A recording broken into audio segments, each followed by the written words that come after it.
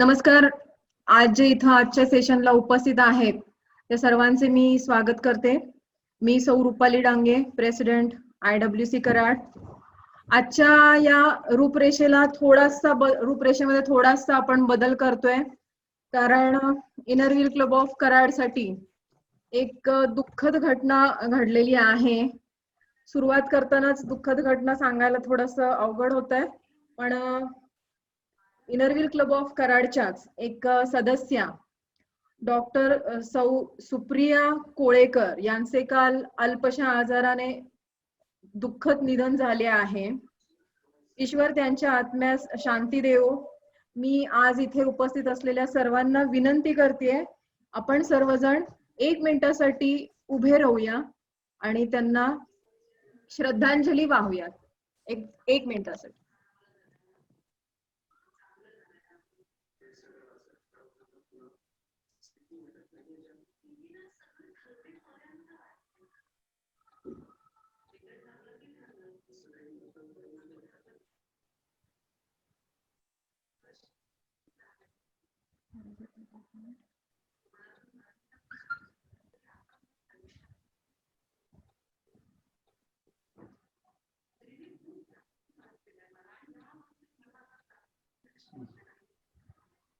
Okay.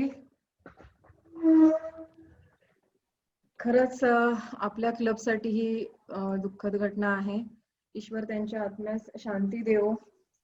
त्यामुळं आज आपण थोडासा बदल असा करतोय की आजचं आपलं जे शेवट आपण जो करतो नेहमी राष्ट्रगीताने, आज आपण राष्ट्रगीत काही घेणार नाही. मी सुरुवात करतेय. खरोखर मला असं वाटतं की सिनियर मेंबर्सना त्यांची आठवण येत असणार आहे, पण काही हरकत नाहीये. हा प्रोग्राम आपला ऑलरेडी डिसाइडेड होता, यात आपण काही बदल करू शकत नाहीये.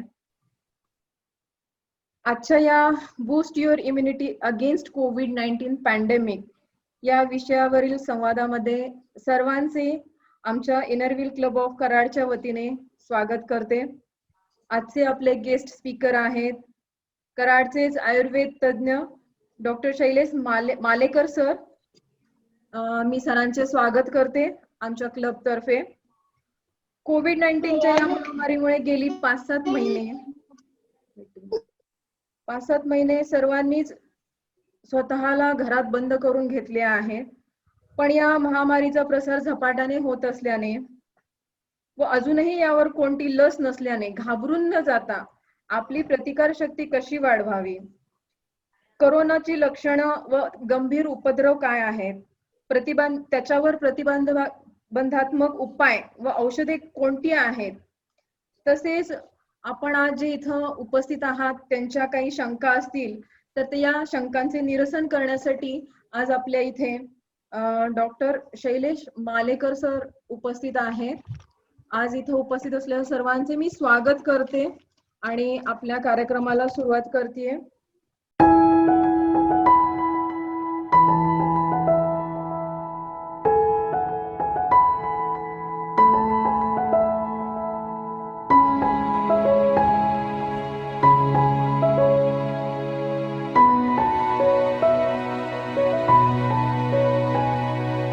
ठीक आहे. यानंतर आपल्या क्लबची इनर व्हील प्रेयर, आपल्या क्लबची सेक्रेटरी सीमा पुरोहित, तिला मी विनंती करते की तिने आपल्या इनर व्हीलची प्रेयर म्हणावी. Instill in us, O Lord, the true meanings of friendship. Never let us forget that we are all thy children, notwithstanding the differences in our culture and creeds. Endow us with a desire to serve our fellow men, remembering that we too often need help. Whenever or wherever the need of service arises, help us to be ready to serve, enduring to make our badge of inner will worthwhile, ensuring that we have not lived in vain. Thank you. Thank you, Seema. Thank you.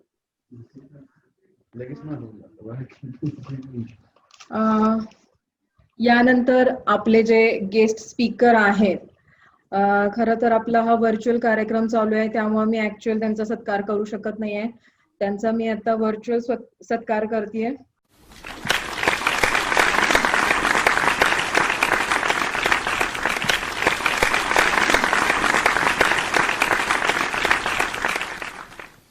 आजच्या आपल्या पाहुण्यांची ओळख करून देते ऋता चाफेकर. नमस्कार.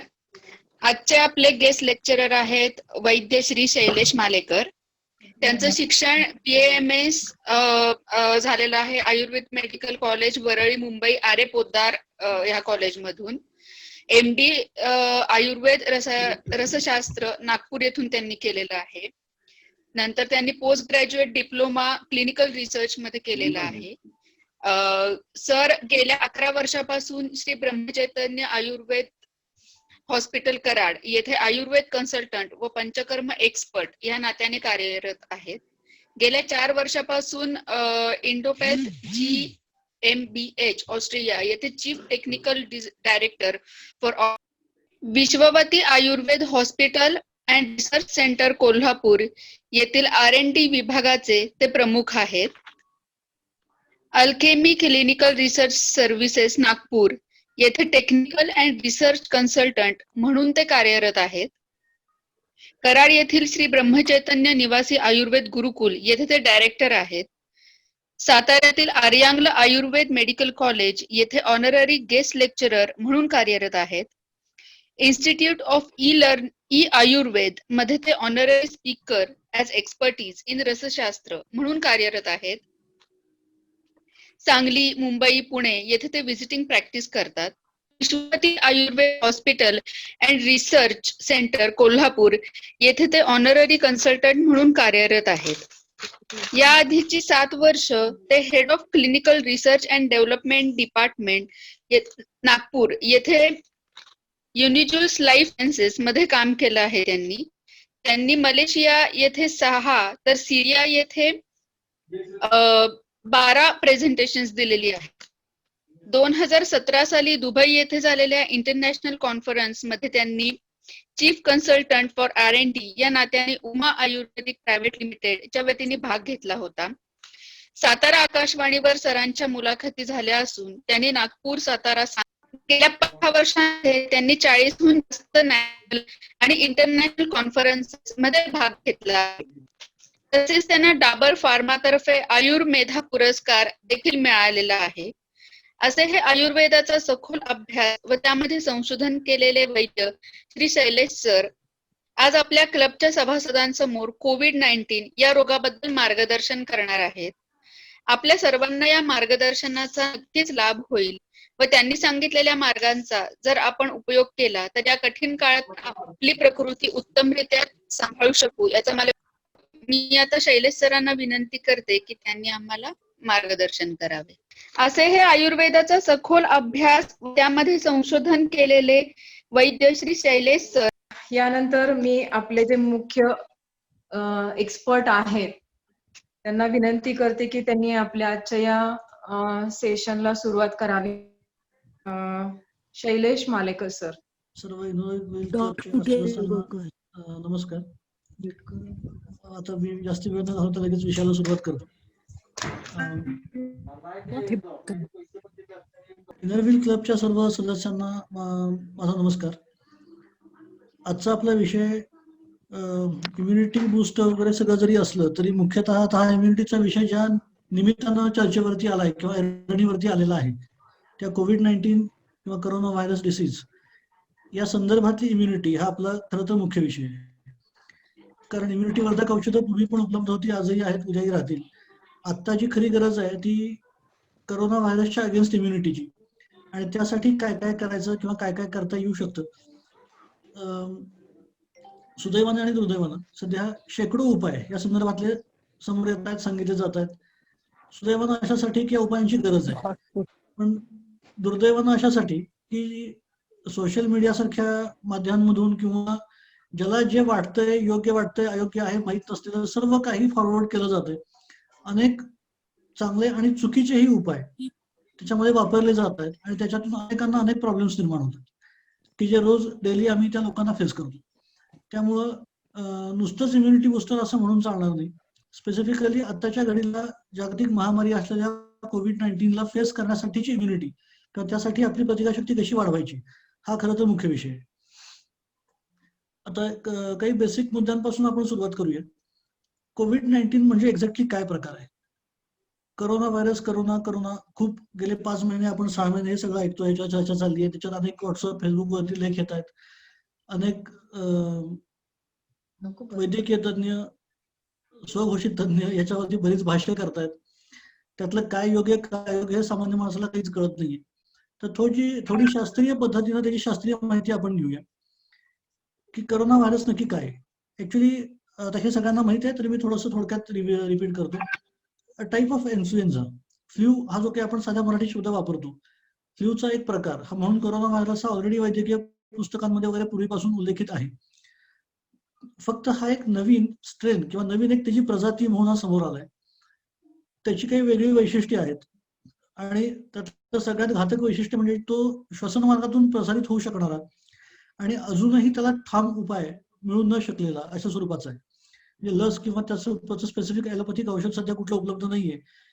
आणि ज्या पद्धतीनं तो पसरतोय किंवा पसरलाय त्यामुळे त्याची एक समाज मनामध्ये प्रचंड भीती आहे. हे त्याचं जास्त मोठं वैशिष्ट्य आहे. यापूर्वी पण सार्स किंवा स्वाईन फ्लू या माध्यमातून असा प्रयत्न झालाय. तो दुर्दैवानं तेवढा यशस्वी ठरला नाही. मात्र यावेळेचा हा जो काही प्रयत्न केला गेलाय, आता मी जाणीवपूर्वक प्रयत्न केला गेला असं म्हणतोय कारण इट्स अ टाईप ऑफ बायोवॉर. एक व्हायरॉलॉजीच्या अनेक तज्ञांचं मत असं येतंय की हा सामान्य व्हायरस निश्चित नाहीये, हा जाणीवपूर्वक जेनेटिकली मॉडिफाईड तयार केलेला व्हायरस आहे, ज्याच्या विरुद्ध प्रतिकारशक्ती किंवा लस तयार करणं तेवढं सोपं जात नाहीये. जागतिक स्तरावरती प्रयत्न केले जवळपास 1 वर्ष, आता 10 महिने होत आले, मागच्या नोव्हेंबर पासून चालू आहेत.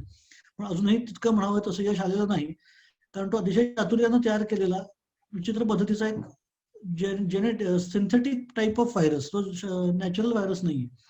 त्यामुळे हा सगळा प्रॉब्लेम किंवा हे सगळे म्हणजे 193 देश अफेक्ट होणं काही महिन्यांमध्ये हे तेवढं सोपं नक्कीच नाही. तर हे घडवून आणण्याची ताकद या व्हायरसमध्ये आहे. त्याआधी तो लाईटली घेण्यासारखा नक्की नाहीये. 2 टोकाचे मतप्रवाह सध्या समाजात बघायला मिळतात. त्याची जर रचना किंवा लक्षणं बघितली, त्याच्यात काय काय लक्षणं होतात किंवा काय काय प्रॉब्लेम होऊ शकतात हे जर सगळं लक्षात घेतलं तर सर्दी, ताप, खोकला, कणकण, अंग मोडून येणं किंवा अंग दुखणं, घसा दुखणं किंवा खोकवणं, शिंका पासून ते पुढे लंग फायब्रोसिस पर्यंत बऱ्याच गोष्टी त्यामध्ये इन्व्हॉल्ड आहेत. पण ही सगळीच लक्षणं सगळ्याच रुग्णांमध्ये दिसत नाहीत. आता सध्या जे रुग्ण आमच्या समोर येतात ते बऱ्याच वेळा पटकन कॉमेंट करतात, म्हणजे त्यांना काहीतरी होत असतं, पण त्यांचा हे सांगायचा एक प्रयत्न असतो की नाही आम्हाला करोना नाहीये बरं का. कशा अर्थी, तर आलेल्या सांगा सर्दी नाहीये, खोकला नाहीये, थोडे ताप आणि अंग मोडून आलंय, पण बाकी शंका वगैरे काही नाही बरं का डॉक्टर. म्हणजे आम्हाला करोना नाहीये बरं का, आमचं जनरल ताप आहे, एक रेग्युलर ताप आहे, त्याची तुम्ही ट्रीटमेंट करा, घाबरून तुम्ही जाऊ नका, अशा स्वरूपाचं ते आम्हाला एक प्रकारचा दिलासा देत असतं.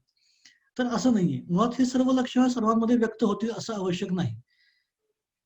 कित्येक रुग्ण आता असे आहेत, माझा परवाच एक रुग्ण, त्याला ताप, किरकोळ ताप आणि अंग दुखणं एवढीच 2 लक्षणं होती.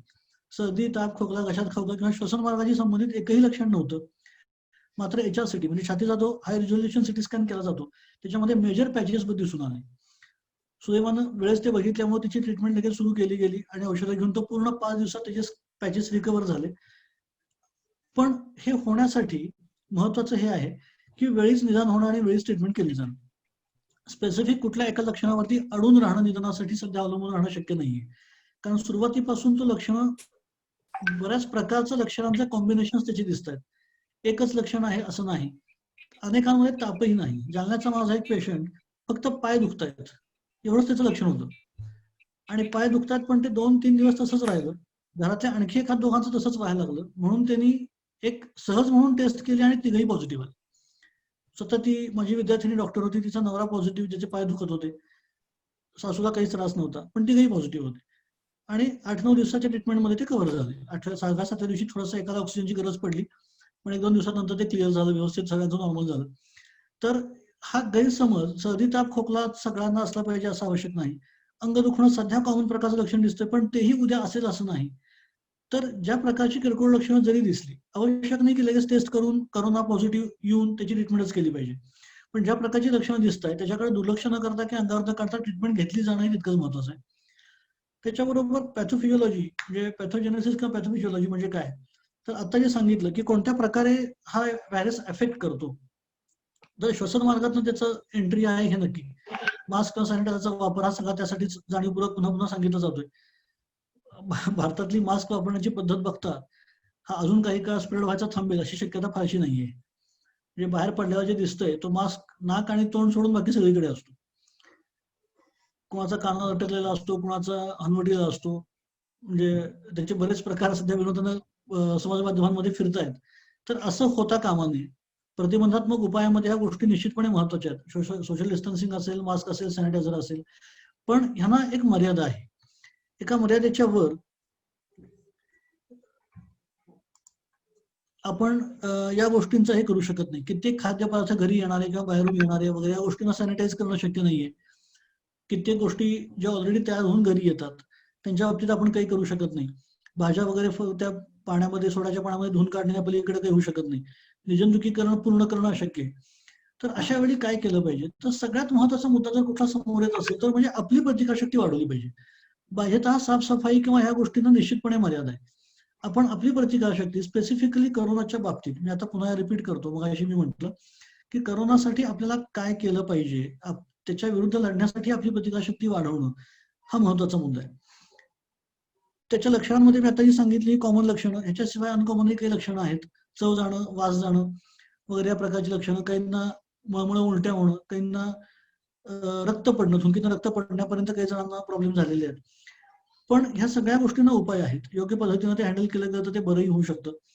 बरं होण्याचा रेट सुद्धा भारतामध्ये निश्चितपणे चांगला आहे. पण तरी सुद्धा जे काही 2.5-3% डेथ रेट आहे ते नक्की कोण हे आधी ठरत नाही. लोकांचा गैरसमज असा आहे की नाही 95-97% बरे होतात. ते अगदीच काही ज्यांना प्रॉब्लेम आहे त्यांना तसं होतं वगैरे वगैरे. पण असं नाहीये.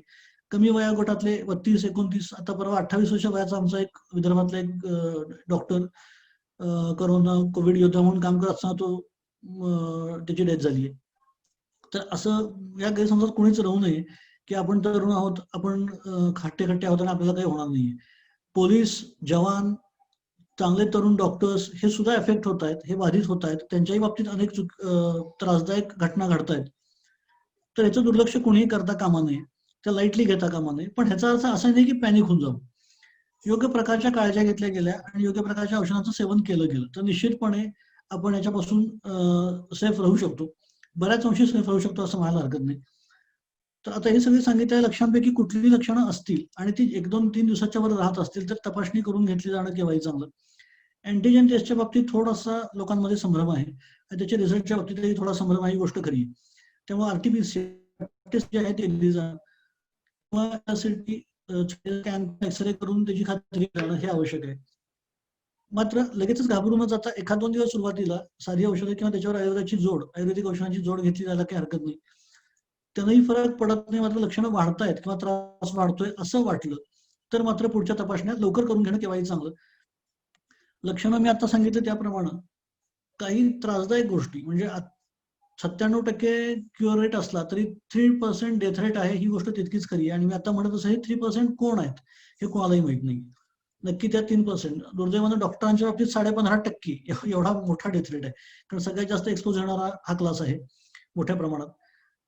आणि आता जे सांगितलं मी त्याप्रमाणे उपद्रवांमध्ये म्हणजे सर्दी, ताप, खोकला, कणकण, अंग मोडून येणं, पाय दुखणं, शिंका, घसा खवखव ही लक्षणं होत आहेत. ती किरकोळ होत आहेत. काही प्रमाणात बरी पण लवकर बहुतेक जणांची होत आहेत. काही जण असिम्प्टमॅटिक म्हणजे लक्षणच निर्माण त्यांना होत नाहीत. ज्यांना होत आहेत त्यांच्या बाबतीत ती काही बहुतांश लोकांची लवकर बरी होत आहेत.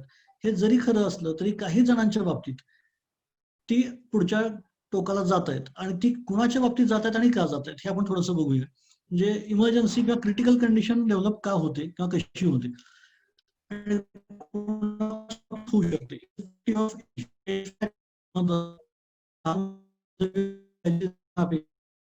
पण त्याशिवाय करोनाच्या बाबतीत मुख्यतः श्वसनाचा विकार म्हणून त्याचा जास्ती करून त्याचा प्रोपोगंडा झालाय. श्वसन संस्थेशी संबंधित विकार आणि श्वसन संस्थेशी संबंधित औषधं ह्याच्यावरती खूप जास्त. पण गंमत अशी आहे की बहुतांश जे काही रिसर्चेस किंवा जे काही रिपोर्ट समोर येत आहेत परदेशातले किंवा आता जिथं बऱ्यापैकी करोना आता कंट्रोलमध्ये येत चाललाय तिथल्या रिपोर्टनुसार जे दिसतंय किंवा जाणवत आहे ते हे आहे की करोना हा रक्तावर संबंधित किंवा रक्ताशी संबंधित विकार जास्त आहे. आणि त्यामुळं त्याच्या बाबतीत जे कॉम्प्लिकेशन होत आहेत म्हणजे पोस्ट कोविड कॉम्प्लिकेशन असतील किंवा ऍक्च्युअल करोनाच्या कंडिशनमध्ये असणारे कॉम्प्लिकेशन्स, त्यामध्ये रक्ताचा वरती अटॅक हा या करोना व्हायरसचा मुख्य मोठा प्रॉब्लेम आहे. श्वसनाशी संबंधित लक्षणं जरी निर्माण होत असली तरी करोना व्हायरस हा हिमोग्लोबिन ब्रेक करणं, हिमोलायसिस ज्याला म्हटलं जातं वैद्यकीय भाषेमध्ये, हिमोग्लोबिन ब्रेक करणं, हिमोग्लोबिन मधला हेम म्हणजे आयर्न पार्टिकल आणि ग्लोबिन म्हणजे ते प्रोटीन हे सेपरेट केलं जातं किंवा होतं. आयर्न पार्टिकल सेपरेट झाल्यानंतर ते अतिशय डेंजरस होतात किंवा ठरतात. आणि हे सेपरेट झाल्यामुळं, हिमोग्लोबिन ब्रेक झाल्यामुळं ऑक्सिजन कॅरिंग कॅपॅसिटी कमी व्हायला लागते शरीराची.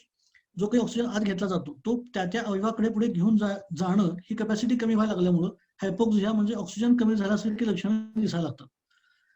दुर्दैवानं व्हेंटिलेटर किंवा ऑक्सिजन सपोर्ट देऊन सुद्धा अशा रुग्णांना फारसा उपयोग होत नाही, कारण बऱ्याच ठिकाणी व्हेंटिलेटरचं फेल्युअर हा एक मेजर समोर येणारा फॅक्टर आहे. काही जणांना फायदा होतोय, काही जणांना होत नाहीये.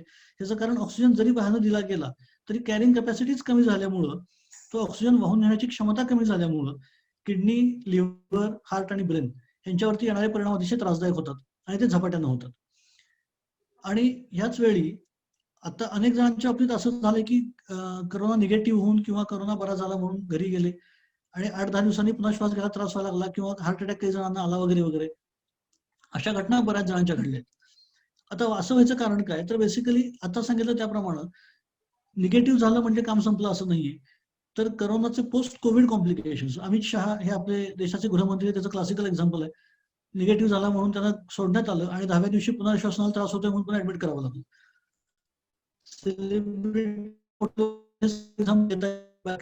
लोकांचे पुढं काय होतं हे कळत नाही.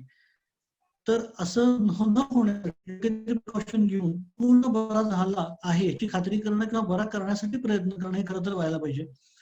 पण सध्या शासकीय प्रशासनाला किंवा शासकीय यंत्रणा असणाऱ्या मर्यादा आणि सगळ्यांमुळे या गोष्टी काही समोर येत नाहीयेत किंवा समजत नाहीयेत आणि त्यामुळे लोक काही गाफील राहतात आणि काही घाबरून जातात. तर याचा कुठेतरी सुवर्णामध्ये साधणं आपल्याला आवश्यक आहे. त्यासाठी काय काय करायचं हा महत्वाचा भाग आहे. आता लंग फायब्रोसिस किंवा आता जे सांगितलं की रक्तावरती अटॅक केल्यामुळे हिमोग्लोबिन कॅरिंग कॅपॅसिटी हिमोग्लोबिनची कमी होणं, ऑक्सिजनची पातळी कमी व्हायला लागणं, त्यामुळं रक्ताच्या गुठळ्या तयार होणं आणि लंग फायब्रोसिस असेल किंवा हार्ट अटॅक सारख्या गोष्टी असतील तर छातीत किंवा फुफ्फुसामध्ये जे पॅचेस दिसत आहेत HRCT मध्ये, तो याचाच एक भाग आहे. तर अशा गोष्टींपासून वाचण्यासाठी काय करायचं किंवा अशा गोष्टी होऊ नयेत म्हणून प्रतिबंध किंवा झालेल्या पेशंटना उपचार म्हणून काय, हा खूप महत्वाचा त्या बाबतीतला भाग आहे. तर मुख्यतः लक्षणं आणि त्याचे उपद्रव किंवा त्याच्यातून निर्माण होणारे त्रासदायक घटना हे या स्वरूपाच्या आहेत. पेशंट क्रिटिकल होणं ह्याचाच अर्थ करोना आता ऑक्सिजन कॅरिंग कॅपॅसिटी कमी करायला सुरुवात त्यानं केली आहे आणि एकेका महत्वाच्या अवयवावरती परिणाम यायला लागलाय किंवा तिथे ऑक्सिजन पोहोचत नसल्यामुळे पुढचे वेगवेगळे विकार किंवा मल्टी ऑर्गन फेल्युअर ज्याला म्हटलं जातं, एक एक अवयव ऑक्सिजन सप्लाय न झाल्यामुळे निकामी होत जाणं, हा प्रकार व्हायला लागतो आणि डेथ किंवा मृत्यूचे मॅक्झिमम कारण या पद्धतीनं बघायला मिळत आहे. तर ह्या दोन गोष्टी बेसिक, आता ह्या सगळ्यांनी अनेक ठिकाणी वाचलेलं किंवा ऐकलेलं असेल. मी माझ्या मुख्य विषयाकडे वळतो. त्यासाठी प्रतिबंधात्मक उपाय किंवा ते टाळण्यासाठी काय केलं जाऊ शकतं. आता पहिली गोष्ट काय करायला नको हे मी आधी बोलतो, कारण समाज माध्यमांवरती किंवा सोशल मीडियामध्ये इतकं प्रचंड पूर म्हणण्यापेक्षा महापूर आलाय अशा गोष्टींचा किंवा उपायांचा. वाफ घेण्यापासून ते हळदीच्या दूध हळद पासून त्या सुंठ मिरी दालचिनीच्या आमचा आयुष काढा जो काही डिपार्टमेंटने सांगितला त्याच्यापर्यंत, immunity kit, immunity boosting kit, मधापासून फॅन पर्यंत काय वाटेल त्या गोष्टींच्या जाहिराती आता सोशल मीडियावरती किंवा आपल्या टीव्ही किंवा रोजच्या याच्या सगळ्यावरती येत आहेत, दिसत आहेत. आणि जे जे काही आता आपण खासपीत होतो त्या प्रत्येकाला इम्युनिटी शब्द जोडला जातोय. हरकत नाही, शेवटी मार्केटिंगचा तो भाग आहे, त्या लोकांनी ते करावं, पण आपण त्याला कितपत बळी पडावं हा शेवटी आपल्या हातामध्ये आहे. इम्युनिटीचा मुख्यतः अर्थ मी आता आयुर्वेदानुसार जो काही सांगितलाय तो तुमच्या पुढे मांडतो. एखाद्या व्याधी जेव्हा आता जसा हा एपिडेमिक आहे करोनाचा, तर त्याला आयुर्वेदामध्ये जनपदध्वंस असं म्हटलेलं आहे. संक्रमक विकार किंवा जे एकमेकांना अफेक्ट करू शकतात किंवा समाजाला पूर्ण जे अफेक्ट करू शकतात असे विकार, तर त्यांना वाचण्यासाठी त्यापासून काय करावं, तर अचूक भरमसाठ सरसकट सगळ्याच औषधांचं सगळ्यांनी सेवन करावं असं अजिबात आयुर्वेदामध्ये सांगितलेलं नाही.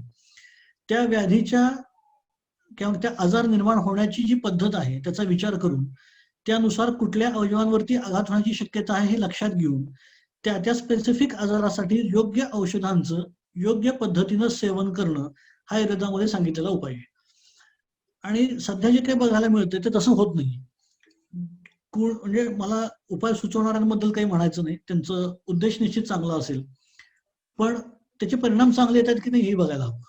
आणि इन जनरल ह्या सांगितल्या गेलेल्या उपायांचा अनेक जणांमध्ये त्रासदायक परिणाम येतो असं बघायला मिळतंय. म्हणजे आयुष काढा सुरू केल्यामुळे नंतर किंवा अशा प्रकारची दालचिनीचा काढा कोणी घ्यायला लागलं, कोणी आणि काय केलं, अशा लोकांमध्ये अक्षरशः रक्त पडण्यापासून अनेक प्रकारचे त्रासदायक लक्षणं किंवा कॉम्प्लिकेशन बघायला मिळाले. आता असं व्हायचं कारण काय, तर मुळात कोणी घ्यावा ह्याचं स्पेसिफिकेशन सांगितलंच गेलं नाही किंवा लोकांनी ते नीट ऐकलं नाही. तो काढा मुळात उकळून चहासारखा घ्यायचा नव्हता. त्याचे डीप बॅग्स तयार करून पाण्यामध्ये, गरम पाण्यामध्ये बुडवून डीप बॅग आपण चहाची जशी काढतो त्या पद्धतीनं करून तो फक्त ते कोमट पाणी प्यायचं होतं. लोकांनी खळाखळा चांगला उकळून चहासारखा तो प्यायला सुरुवात केली आणि ज्यांना उष्णतेचा त्रास आहे, ज्यांना पित्ताचे विकार आहेत, त्यांना झपाट्यानं त्रास व्हायला सुरुवात झाली. 8 ते 10 दिवसामध्ये रक्त पडेपर्यंत लोकांचे प्रॉब्लेम झाले. तर सरसकट सगळ्यांनी सगळं करणं अपेक्षित नसतं अशा वेळी. असे उपाय तरी जे उष्ण आहेत किंवा जे विशिष्ट प्रकृतीला उपयोगी पडतात. सर्वसामान्य उपाय करायचा असेल तर तो योग्य पद्धतीने विचार करून तज्ञांनी ठरवलेला असायला हवा. मग त्याच्यानंतर असे बरेच काही गोष्टी येत गेल्या. च्यवनप्राश सारखे इम्युनिटी वाढवणाऱ्या गोष्टी पण सांगितल्या गेल्या किंवा हे लोकांनी घ्यायला सुरुवात केली. च्यवनप्राश ठीक आहे निश्चितपणे. च्यवनप्राश सर्वांनी नेहमीच घ्यायला हरकत नाही. फक्त करोना आला म्हणून घ्यायची गरज नाहीये, इतर वेळी घ्यायला पाहिजे. पण तरी सुद्धा च्यवनप्राश किंवा योगा, प्राणायाम, श्वसनाचे विकार, त्यानंतर आणि काही काही गोष्टी, व्यायाम वेगवेगळ्या प्रकारचे, मग आता इम्युनिटी वाढवायची गरज आहे हे कळल्यानंतर मग लोकांनी अचानकच ह्या सगळ्या गोष्टी सुरू केल्या. पण एक गोष्ट निश्चितपणे लक्षात घ्यायला पाहिजे की म्हणजे आमच्या आयुष डिपार्टमेंटने या काही गोष्टी सुचवलेल्या होत्या आयुर्वेद मंत्रालयानं, पण 10-12 दिवस योग प्राणायाम करून अचानक इम्युनिटी वाढत नाही आणि ती वाढणं शक्य नाही. ह्यासाठी या गोष्टी सातत्यानं महिनोन-महिने, वर्षानुवर्षे जी व्यक्ती करत असतात किंवा करतात त्यांच्या बाबतीत इम्युनिटी निश्चितपणे वाढलेली असते.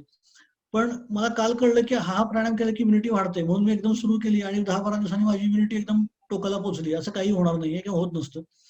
तर जाणीवपूर्वक त्या निमित्तानं या गोष्टी इंट्रोड्यूस केल्या आपल्या दिनचर्येमध्ये तर चांगलीच गोष्ट आहे, पण त्याच्यावर अवलंबून राहून चालणार नाही. दुसरं, लहान मुलं असतील किंवा वृद्ध व्यक्ती असतील, वय वर्ष 79, ही व्यक्ती कसा व्यायाम करणार किंवा कुठल्या प्रकारची योगासनं करणार, शक्यच नाही. त्यांच्या ज्या वयाला शरीराला चालणं फिरणं मुश्किल, त्या वयाला त्यांना योगासनं करायला सांगणं किंवा प्राणायाम करायला सांगणं किंवा भलतेच व्यायाम काहीतरी करायला सांगणं, व्यायाम करायला बाहेर पडणं अशक्य आहे सध्या. असे असताना हे उपाय करायला सांगणं आणि त्याच्याकडून खूप जास्त अपेक्षा करणं शक्य नाही. मग शेवटी राहणारे ऑप्शन जे आहेत ते आता मी ज्याप्रमाणे सांगितलं की अचूक त्या व्याधीचा अभ्यास करून किंवा त्याच्यानुसार जे काही आवश्यक उपाय प्रतिबंधात्मक होऊ शकतील ते शोधून काढणं आणि त्याचा वापर करणं. आता जो ओळख करून देताना आमचा जो काही माझा एक हे सांगितलं गेला त्याच्यामध्ये, कोल्हापूरच्या एका रिसर्च सेंटरचा मी तिथल्या प्रमुख आहे. तर त्या ठिकाणी आमची जवळपास 500 डॉक्टरांची टीम, आम्ही मार्च पासून या गोष्टीवरती काम करत होतो आणि त्यावेळी बरेच फाइंडिंग वेगवेगळे लक्षात येत गेले. म्हणजे जवळपास 6 महिने आम्ही पूर्णपणे या प्रकारच्या संशोधनामध्ये बुडलेलो आहोत म्हटलं तरी चालेल. हजारो लोकांवरती हे सगळे औषध देणं वगैरे सगळ्या प्रकारचा चालू होतं. सुरुवातीला काढा फॉर्म मध्ये आम्ही तयार केलं, पण नंतर लक्षात आलं की लोकांचा जो काही म्हणजे पावडर आपण दिली आणि हे पाण्यात टाकून उकळून काढा करून घ्यायचा वगैरे अशी औषधं दिली गेली, तो उत्साह 4-5 दिवस टिकतो. बऱ्याच कंपन्यांनी किटही मार्केटमध्ये आणलेली होती. सकाळी च्यवनप्राश घ्या, दुपारी हा काढा घ्या, संध्याकाळी कॅप्सूल घ्या, रात्री झोपताना नाकात थेंब टाका वगैरे वगैरे, बरंच असं 5-5-6 औषधांचं ते किट. त्याची कॉस्ट इफेक्टिव्हिटी पण मुळात शक्य नव्हती. 700 ते 800-900 रुपयापर्यंत ती किट होती आणि हे एका घरात 4 व्यक्ती असतील तर 3,500-4,000 रुपये पर मंथ, आणि असं किती महिने चालणार आहे कोणालाच कल्पना नाही. आणि अजूनही चालूच आहे. म्हणजे आता मार्च पासून सप्टेंबर आता तर ते पीकला आहे. अजून 2-3 महिन्यात हा प्रकार कंट्रोलमध्ये येईल अशी शक्यता दूरपर्यंत दिसत नाही. व्हॅक्सिन याचा अजूनही पत्ता नाही. तर तोपर्यंत मग सगळ्यांना परवडेल असा, सगळ्यांना सोपा जाईल असा, घेण्यासाठी योग्य असा उपाय कोणता, याच्यावर आमचा विचार आणि चर्चा सुरू झाली. त्यानंतर मग आम्ही काही विशिष्ट औषधांचं कॉम्बिनेशन तयार करून, आणि स्पेसिफिकली मी आता पुन्हा स्पेसिफाय करतो की immunity is not general immunity. करोनाचं स्ट्रक्चर, करोना ज्या पद्धतीनं ज्या श्वसन संस्थेला किंवा रक्तशी संबंधित यांना एफेक्ट करणारा आहे त्यांच्या संबंधित विचार करून मग आम्ही त्या औषधाच्या डेव्हलपमेंटला सुरुवात केली. मग अशी म्हणजे सांगितलं की बळी पडणाऱ्या व्यक्तींमध्ये वृद्ध व्यक्ती किंवा बीपी, शुगर, थायरॉइड, ज्यांना काही ना काही जुने विकार आहेत ज्याच्यामुळे किंवा ज्या औषधांमुळे त्यांची प्रतिकारशक्ती कमी झालेली असते, अशा विकाराचे रुग्ण निश्चित बळी पडलेत. याशिवाय तरुण लोकांचा सुद्धा किंवा डॉक्टरांचा सुद्धा अनेक ठिकाणी बळी पडण्याचे जे घटना येतात, तर याच्यामध्ये तरुण व्यक्तींमध्ये किंवा वृद्ध व्यक्तींमध्ये व्यसन हा एक मोठा फॅक्टर, स्ट्रेस हा एक फॅक्टर. व्यसनाच्या बाबतीत टोबॅको, स्मोकिंग किंवा तंबाखू खाल्ली जाणं, ग्रामीण भागात स्त्रियांमध्ये मिश्रीचा प्रकार, मोठ्या प्रमाणात अल्कोहोल किंवा अल्कोहोल फ्रिक्वेन्सी जास्त ज्यांची आहे मद्यपानाची, अशा लोकांमध्ये ऑलरेडी रक्त हा घटक कमकुवत झालेला असतो. त्यांच्या रक्ताची ताकद एक प्रकारे उष्णता वाढून कमी झालेली असते. अशा लोकांच्या बाबतीत हे अफेक्ट होण्याचं प्रमाण किंवा मृत्यू दराचं प्रमाण थोडंफार जास्त आहे, असं आमच्या सगळ्या प्रकारामध्ये लक्षात आलं. आणि त्याच्यामुळं ऍटलिस्ट हे या काळामध्ये का होईना या लोकांनी ही व्यसनं पूर्णपणे थांबवावीत आयडियली, आणि किंवा कमी तरी करावीत. कमी करण्यापेक्षा थांबवणं हेच चांगलं, आणि त्यानिमित्तानं ती बंद करावीत, हे खरं तर आयडियल. आणि असं जर असेल हिस्ट्री या प्रकारच्या स्वरूपाची ज्यांची असेल या व्यसनांची, त्यांनी जास्त काळजी घ्यावी आणि योग्य प्रकारे प्रतिबंधात्मक औषधांचं सेवन करावं, हे केव्हाही चांगलं. तर औषध सेवन करताना आता म्हणजे आता सांगितलं त्या ट्रस्टतर्फे आम्ही मग हा प्रयत्न केला. जवळपास 20 ते 22,000 लोकांना, आणि ते सगळे करोना वॉरियर्स, वेगवेगळे हॉस्पिटलचे कोविड वॉर्डमध्ये काम करणारे डॉक्टर, सिस्टर्स, वॉर्डबॉईज, त्यानंतर पोलीस, प्रशासकीय अधिकारी किंवा कर्मचारी, नगरपालिका कर्मचारी, अशा जवळपास 25 ते 26,000 लोकांना आम्ही आमचं औषध तयार करून दिलेलं होतं. आणि त्याच्यामध्ये अतिशय चांगले त्याचे परिणाम आम्हाला दिसून आले.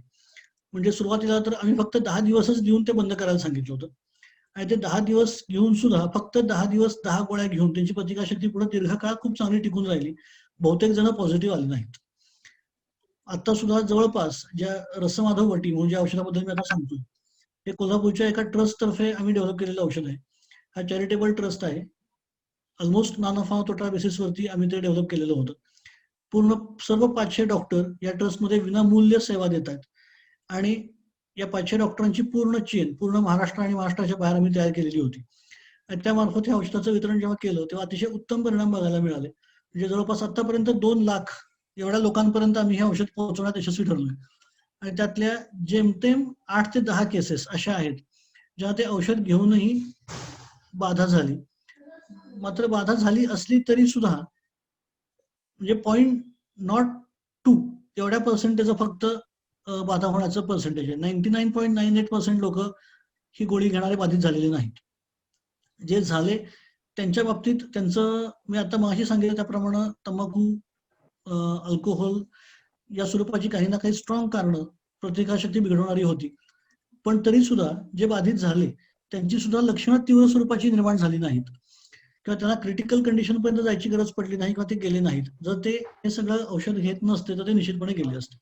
याचं कारण प्रतिकारशक्ती वाढण्याचा आयुर्वेदामध्ये सांगितलेला अर्थ हाच आहे की फक्त प्रतिकारशक्ती वाढवणारी औषध तुम्ही घेतलीत की तुमचा रिपोर्ट निगेटिव्ह येणार, असं कुठंच म्हटलेलं नाही.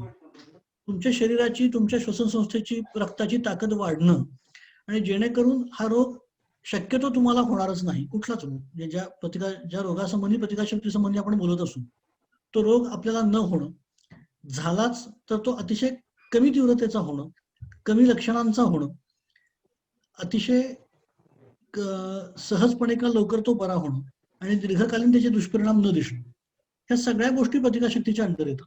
म्हणजे मी असे अनेक प्रश्न केले आता 5 महिने मी फेस करतोय की ही गोळी घेतली किंवा आयुर्वेदिक औषध घेतलं किंवा जे काही प्रतिकारशक्तीचं औषध आहे ते घेतलं तर मला करोना होणार नाही का?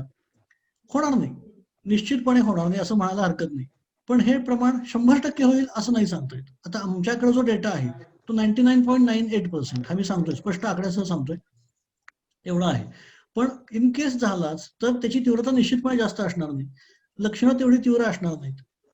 लक्षणं सर्व लक्षणयुक्त, म्हणजे आता जे काही सगळी लक्षणं मी सांगितली, सर्दी, खोकला, घसा, ताप, घसा खोकवणं किंवा दम, श्वास घ्यायला त्रास होणं, आणि पुढे पुढे कॉम्प्लिकेशन त्याचे जे काही आहे ते होण्यापर्यंत वेळ निश्चितपणे येणार नाही. किरकोळ लक्षणं होऊन तात्काळ तो लवकरात लवकर बरा होईल. आणि या स्वरूपाची तुमची शरीरामध्ये क्षमता निर्माण करणं हे या औषधाचं काम असतं. आणि हे आता जवळपास 2 लाख ज्या लोकांपर्यंत आम्ही पोहोचवलं त्यांच्यामध्ये खूप उत्तम प्रकारे हे बघायला मिळतंय आणि बघायला मिळालं. म्हणजे आता ही म्हणजे ऑलमोस्ट पुण्या मुंबईतील सर्व करोना वॉरियर्सना वगैरे आमच्यातर्फे औषधाचं वाटप चालू आहे. त्यांच्यामध्ये खूप छान त्याचे परिणाम दिसलेत आणि दिसत आहेत.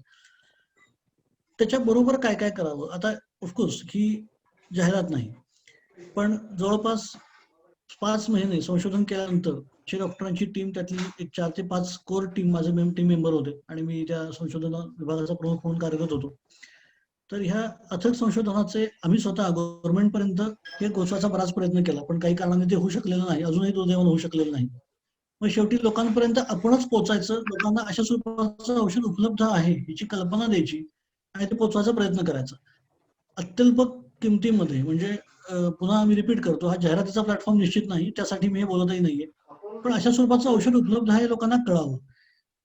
इच्छा घेण्या न घेण्याची किंवा त्याच्यावर विश्वास असणं हा वेगळा भाग आहे, पण ₹6.25 पर डे ही निश्चित अत्यंत कमी कॉस्ट आहे सध्याच्या काळामध्ये. म्हणजे सर्वसामान्यांना अतिशय सहजपणे परवडणारं औषध आम्हाला डेव्हलप करायचं होतं. ते घ्यायला सोपं असावं असा आमचा प्रयत्न होता. कमीत कमी डोसमध्ये असावं किंवा कडू वगैरे असं असू नये हा आमचा प्रयत्न होता. आणि त्या दृष्टीनं फक्त एक गोळी सकाळी नाश्त्यापूर्वी हा आमचा 250 मिलीग्रॅमची अतिशय छोटी एक गोळी नाश्त्यापूर्वी एवढ्या सिंपल डोसमध्ये आम्ही ते डेव्हलप केलं.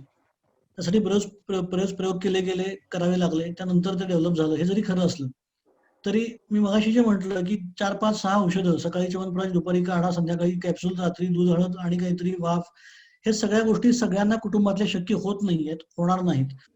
हे करणाऱ्या व्यक्तींचा काही दिवसात उत्साह मावळला आणि सगळं सोडून देऊन बघू आता होईल ते होईल, करू तर करू ना, असं म्हणून लोकांनी त्याला लाईटली घ्यायला सुरुवात केली. तर निश्चित हा लाईटली घेण्याचा विकार नक्कीच नाहीये, पण काय काय करणार त्यासाठी हाही एक प्रश्न आहे. तर ह्या सगळ्या गोष्टी लक्षात घेऊन एकच गोळी दिवसामध्ये फक्त सकाळी एकदा घेणे, बाकी तुमचं रुटीन बऱ्यापैकी तुम्हाला निश्चितपणे प्रॉपर मेंटेन करता येतं. ही लहान बाळांपासून म्हाताऱ्या व्यक्तींपर्यंत सगळ्यांना चालेल अशा स्वरूपाचे घटक आम्ही त्याच्यामध्ये डेव्हलप केलेले होते. आणि आता म्हणतात तसं गेल्या जवळपास 3 महिन्यामध्ये 2 लाख लोकांपर्यंत आम्ही ती पोहोचवू शकलो. याचा मला निश्चित आनंद आहे. तर ज्यावेळी आपण प्रतिकारशक्तीसाठी काही औषधं घेऊ किंवा एखादा उपाय वाचू किंवा एखादा उपाय करू, तर त्यावेळी हा भाग निश्चितपणे लक्षात घ्यायला हवा की रक्ताशी संबंधित त्याचा काय रोल आहे. रक्तावर जाणारं ते औषध असणं अपेक्षित आहे. आपल्या शरीराची ओव्हरऑल क्षमता वाढताना किंवा प्रतिकारशक्ती वाढताना उष्णता वाढणार नाही, पित्त वाढणार नाही, अशा स्वरूपाची गोष्टी होत नाही, आता ह्याची काळजी घेतली जाणं अपेक्षित आहे. आणि हे जर सगळं योग्य प्रकारे होत असेल तर ते प्रतिकारशक्तीचं औषध घ्यायला निश्चितपणे हरकत. आता प्रतिबंधात्मक उपायामध्ये बाकीचं काय काय, तर सध्या खूप काही खाण्यापिण्याचे, रोज अंडी खा, रोज आणि काहीतरी खा, कोण ड्रॅगन फ्रूट, कोणी आणि काहीतरी, कोणी ड्रायफ्रूट, कॅलिफोर्निया बदाम पासून बरंच काही, दूध, हळद पासून जवळपास मला वाटतं आतापर्यंत शेकडोनी फोन मी असे घेतलेले आहेत की जे हे खाऊ का, ते खाऊ का, हे करू का, ते करू का, जे युट्यूब पासून फेसबुक, व्हॉट्सअप, आरोग्य पुरवण्या, पेपर, न्यूजपेपर, बातम्या, जाहिराती, सगळीकडे इंस्टाग्राम, टेलिग्राम, जे जे काही म्हणून उपलब्ध आहे सर्व माध्यमांवरती प्रत्येक व्यक्ती आपापली मतं शेअर करते. उद्देश निश्चित चांगला आहे, पण याच्यामुळे लोकांमध्ये संभ्रम निर्माण होतोय. नक्की काय करावं, काय काय करावं आणि किती दिवस करावं हे काहीच कळत नाहीये. तर ह्या सगळ्याला बळी पडण्यात काही अर्थ नाही. आपण एक स्वतःची दिशा निश्चित ठरवावी आणि करावी. आता सांगितल्याप्रमाणे च्यवनप्राश हा एक जनरल सगळ्यांनी घ्यायला निश्चितपणे हरकत नाहीये. याशिवायचे अनेक अतिरेकी उपाय करण्यापेक्षा हा मी आता सांगितलेला हा जो काही रसमाधवटीचा काही आमचा आम्ही डेव्हलप केलेला प्रकार आहे तो एक निश्चितपणे आतापर्यंत आम्हाला सापडलेला एक चांगला ऑप्शन आहे. याशिवाय अन्य जे काही खात्रीशीर उपाय असतील, सुचवणारी व्यक्ती तुम्हाला उपलब्ध असेल, त्या व्यक्तीपर्यंत तुम्ही पोहोचू शकत असाल, उपाय सांगणारी व्यक्ती ऑथेंटिक आहे की नाही ह्याची खात्री असेल आणि तो सांगितलेला उपाय जरी चांगला असला तरी आपल्याला लागू होईल की नाही किंवा आपल्याला त्रास होणार नाही ना ह्याची खात्री करता येणार असेल तर तो करायला हरकत नाही. सरसकट सगळ्यांनी सगळे उपाय करू नका हे मी निश्चितपणे सांगेन. याचं कारण असं आहे की बहुतांश लोकांना त्यातनं वेगवेगळे प्रॉब्लेम किंवा त्रास झालेले आहेत आणि असे होऊ नये. तसं बीपीची गोळी चांगली असते हे स्टेटमेंट किती हास्यास्पद होईल. यातले बरेचसे जे उपाय सांगितले जातात ते प्रतिबंधात्मक नाहीयेत. आयुष काढण्यासारखाच उपाय जो अतिशय कॉमन होता किंवा होमिओपॅथिक मध्ये एक टॅबलेटचं काहीतरी नाव खूप फेमस झालं होतं. तर हे उपचार आहेत, हे प्रतिबंधात्मक उपाय नव्हेत. सर्दी, ताप, खोकला, कणकण, फ्लू लाईक लक्षणं निर्माण झाली तर करण्याचे उपचार जे आहेत तेच बऱ्याच जणांनी प्रतिबंधात्मक उपाय म्हणून फिरवायला सुरुवात केली. आणि मग ते त्रास होत नसताना उपचार केला गेला किंवा उपाय घेतला गेला किंवा औषध घेतलं गेलं तर त्रास होणारच आहे. हे खूप जणांच्या बाबतीत झालं. आणि मग हे आम्ही सुरू केलं आणि असं व्हायला लागलं, तसं व्हायला लागलं, त्रास व्हायला लागला. मग घाबरून जाऊन सगळंच बंद केलं, असं खूप जणांनी केलं. तर या दोन टोकाच्या भूमिका असे घेऊ नयेत. आपल्याला जे योग्य आहे ते निवडावं किंवा ठरवावं. त्याच्या तज्ञ व्यक्तीला म्हणण्यापेक्षा ज्या व्यक्तीने ते सुचवलंय त्याला त्या गोष्टीचे गुणधर्म माहीत असतात, तो त्याचं जस्टिफिकेशन देऊ शकतो. मी आता जे सांगितलं की आता त्याच्याबरोबर ॲलोपॅथी काय घ्यावं, आता हे ॲलोपॅथीच्या तज्ञांनाच सांगायला हवं. आयुर्वेदाचं काय घ्यावं हे आयुर्वेदिक तज्ञांना सांगायला हवं. होमिओपॅथिक घेऊ का नको हे होमिओपॅथीच्या तज्ञांना विचारायला पाहिजे. फलाण्या देशातलं हे फ्रूट किंवा हे फळ मी खाऊ का, तर त्या देशातल्या त्या व्यक्तीला विचारणं जास्त चांगलं. कारण त्याचे गुणधर्म त्याचा अभ्यास त्या व्यक्तीचा असणार आहे आणि त्या पद्धतीनं करणं. आणि तरी मी म्हणतो तसं हे 1760 उपाय करता करता थकून जाणं हा काही पर्याय नाहीये. अचूक त्या आजाराचा अभ्यास करून त्या आजारासाठीची प्रतिबंधात्मक शक्ती, त्याच्या संस्थेला बळ देणारी क्षमता असणारी औषधं निवडून तेवढ्याच फक्त सेवन योग्य त्या डोसमध्ये केलं जाणं हा सगळ्यात चांगला उपाय आहे आणि प्रतिबंधासाठी एवढं पुरेसं आहे. त्याच्यानंतरचा जो भाग येतो तो म्हणजे ट्रीटमेंटचा पार्ट. एवढं सगळं करून दुर्दैवानं काही ना काही कुठून आता बरेच जणांचे लोक सरकारी कर्मचारी असतील किंवा आता आमच्यासारखे डॉक्टर्स असतील, बरेच जण व्यावसायिक आहेत की ज्यांना बाहेर पडावं लागतंय, बाहेर पडणं भाग आहे, त्यांच्या व्यवसायाचं स्वरूप असं आहे की जे टाळू शकत नाहीत. असं असेल तर मग आणि त्यातून ह्या सगळ्या काळज्या घेऊन सुद्धा पॉझिटिव्ह कोणी आलंच तर काय करायचं. तर सध्या भीती हा एक मोठा समाज मनावरती बसलेला पगडा आहे. तर जी काही रुटीन तपासणी आहे पॉझिटिव्ह आल्यानंतर ती बघून समजा कोणी पॉझिटिव्ह आलं तर त्या व्यक्तीनं स्वतः किंवा त्याच्या आजूबाजूच्यांनी काय करायला पाहिजे त्याच्याबद्दल मी बोलतोय. तर त्याच्यासाठी जी काही रुटीन तपासणी किंवा जी काही स्टँडर्ड नॅशनल प्रोटोकॉल फॉर कोविड-19 म्हणून जो सांगितलेला आहे, ॲलोपॅथिक जी काही औषधं व्हिटॅमिन सी, झिंक किंवा एझिथ्रोमायसिन वगैरे जी आहे ती चालू करावीत, हरकत नाही. ती करणं कंपल्सरीच आहे, ते कोणीच टाळू शकत नाही. बरेच जण सध्या काय करतायत, आमच्या क्लिनिकमध्ये माझा अनुभव आहे की सर्दी ताप कणकण आहे तर ते लोकांना कळू नये किंवा सरकारी व्यवस्थेत जायला लागू नये म्हणून खाजगी दवाखान्यांमध्ये जाऊन लक्षणं किंवा हिस्ट्री लपवून काही ना काही किरकोळ औषधं किंवा किरकोळ त्रास आहे असं भासवून औषधं घ्यायचा प्रयत्न करतात.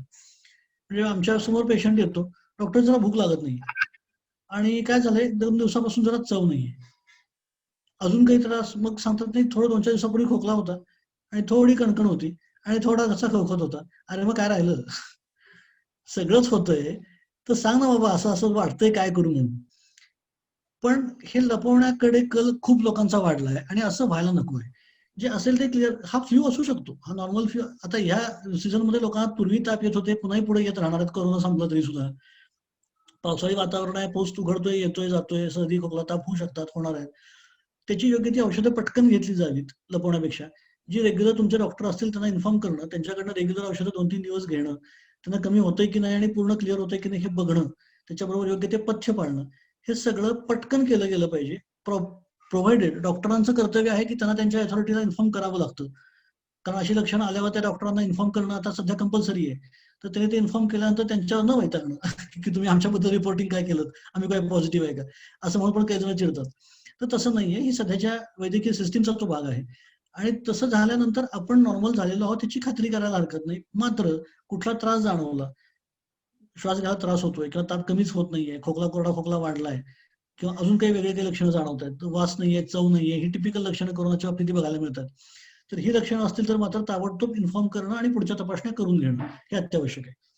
आणि असं केलं तर पुढचे निश्चितपणे कॉम्प्लिकेशन्स किंवा पुढच्या टोकाला रोग गेल्यानंतर ते बरं व्हायला होणारा प्रॉब्लेम आपण टाळू शकतो आणि वेळच्या वेळी तो बरा व्हायला निश्चितपणे मदत होऊ शकते. हा एक मोठा त्यातला एक सध्याच्या सिस्टीम मधला लूपहोल आहे किंवा आपण पाळण्याची गोष्ट आहे. मग बरं समजा पॉझिटिव्ह आला तर औषधं काय घेतली जाऊ शकतात, हा जो काही भाग आहे त्याच्यामध्ये हा म्हणतो तसं स्टँडर्ड जो काही प्रोटोकॉल आहे तो सगळा आपण फॉलो करायला पाहिजे, तो करायचा. त्याच्याबरोबर आयुर्वेदामध्ये काय काय केलं जाऊ शकतं किंवा काय काय घेतलं जाऊ शकतं याबद्दलचं जर काही सांगायचं असेल तर आता दुसरा जो भाग आहे, मी मगाशी रसमाधवटीबद्दल बोललो की जी आम्ही प्रिव्हेन्शनसाठी डेव्हलप केलेली होती. दुसरं त्याच्याबरोबर माधव रसायन म्हणून आम्ही अजून एक औषध आम्ही डेव्हलप केलेलं आहे. हे या ट्रस्ट मार्फत डेव्हलप झालंय आणि या माधव रसायनचा जो काही रोल आहे तो फक्त 20 गोळ्यांचा 10 दिवसांचा कोर्स. पहिले 5 दिवस 1 गोळी दिवसात 3 वेळा आणि पुढचे 5 दिवस 1 गोळी रोज एकदा, फक्त सकाळी नाश्त्यापूर्वी, असा फक्त 10 दिवसांचा कोर्स आहे.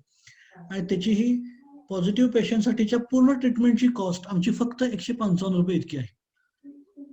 माझ्या माहितीनुसार आता पूर्ण देशामध्ये कुठलंही एवढं स्वस्त आणि कॉस्ट इफेक्टिव्ह पॉझिटिव्ह पेशंटसाठी अवेलेबल औषध दुसरं उपलब्ध नाही. सरकारी नियमांमुळे काही प्रतिबंधांमुळे किंवा एपिडेमिक ऍक्टमुळे आम्ही डायरेक्टली असा हा शब्द वापरू शकत नाही. पण व्हायरल ट्रीटमेंटमध्ये, कारण करोनाचं औषध असं म्हणण्यासाठी माझ्याकडे त्याचे सगळे डॉक्युमेंटेशन, क्लिनिकल ट्रायल्स आणि सगळी शास्त्रीय कागदपत्र लागतात, त्याच्यावरती आमचं काम चालू आहे, ते लवकरच आमच्या हातात येईल. पण ते जोपर्यंत हातात येत नाही तोपर्यंत या सर्व लक्षणांसाठी असं म्हणून आम्ही ते द्यायला सुरुवात केली आहे आणि त्याचे जवळपास आता 16 ते 18,000 पेशंट पर्यंत आम्ही ते औषध घेऊन पोहोचलोय आणि त्याचेही अतिशय उत्कृष्ट रिझल्ट आले. यातल्या 1-2 केसेस मी निश्चितपणे सांगू इच्छितो. हे औषध ज्यांना दिलं त्यांना. हे सांगण्याचा पुन्हा एकदा उद्देश मी रिपीट करतो, मी एक डॉक्टर आहे, मी जाहिरातबाजी करण्यासाठी बोलत नाही. पण जे आमच्या 500 डॉक्टरांच्या टीमनं प्रचंड अथक संशोधन करून डेव्हलप केलेलं औषध आहे, त्याचे रिझल्ट कसे आलेत हे सांगणं मला निश्चित आवश्यक वाटतं. कारण आज समाजाला धीर देण्याची पण तितकीच आवश्यकता आहे. जी एक समाज मन घाबरून गेलंय, पूर्ण पॅनिक झालंय. काळजी घ्या पण काळजी करू नका हे सांगण्याची निश्चित गरज आहे. आणि त्या दृष्टीनं हे केसेस मी तुमच्या समोर ठेवतोय. एक मुंबईची केस आहे, कॅन्सर असलेला पेशंट होता, एक किडनी फेल्युअर विथ कॅन्सर आणि ताप आला 104, 303, 104च्या पुढे ताप होता. हे माधव रसायन औषध सुरू केल्यानंतर 4थ्या ते 5व्या दिवशी त्याचा ताप 99 वरती आला. 6व्या दिवशी पूर्ण सर्व लक्षणं कमी झाली आणि 7व्या दिवशी रिपोर्ट निगेटिव्ह आला. आणि त्याच्यानंतर महत्वाचं म्हणजे आता या गोष्टी 2 महिने होऊन गेलेत, कुठल्याही प्रकारचा त्रास नंतर त्रास जाणवलेला नाही. पोस्ट कोविड कॉम्प्लिकेशन्स किंवा कोविड होऊन गेल्यानंतर दीर्घकाळ भूक न लागणे, चव नसणे, अंग दुखत राहणे किंवा नंतर पुन्हा श्वास घ्यायला त्रास होणे किंवा हृदयाशी संबंधित विकार काही दिसणे जाणवणे, असं काही न होता हा ज्याला कोमॉर्बिडिटी असं म्हटलं जातं, म्हणजे हा रोग व्हायला किंवा रोगाचे पुढचे कॉम्प्लिकेशन्स निर्माण व्हायला योग्य स्थिती अशी ज्या व्यक्तीमध्ये आहे, बीपी शुगर असणं, वय जास्त असणं किंवा कॅन्सर सारखे, किडनी फेल्युअर सारखे आजार असणं, तर असं असूनही तो रुग्ण या औषधानं होम आयसोलेटेड असून सुद्धा सहजपणे बाहेर पडला.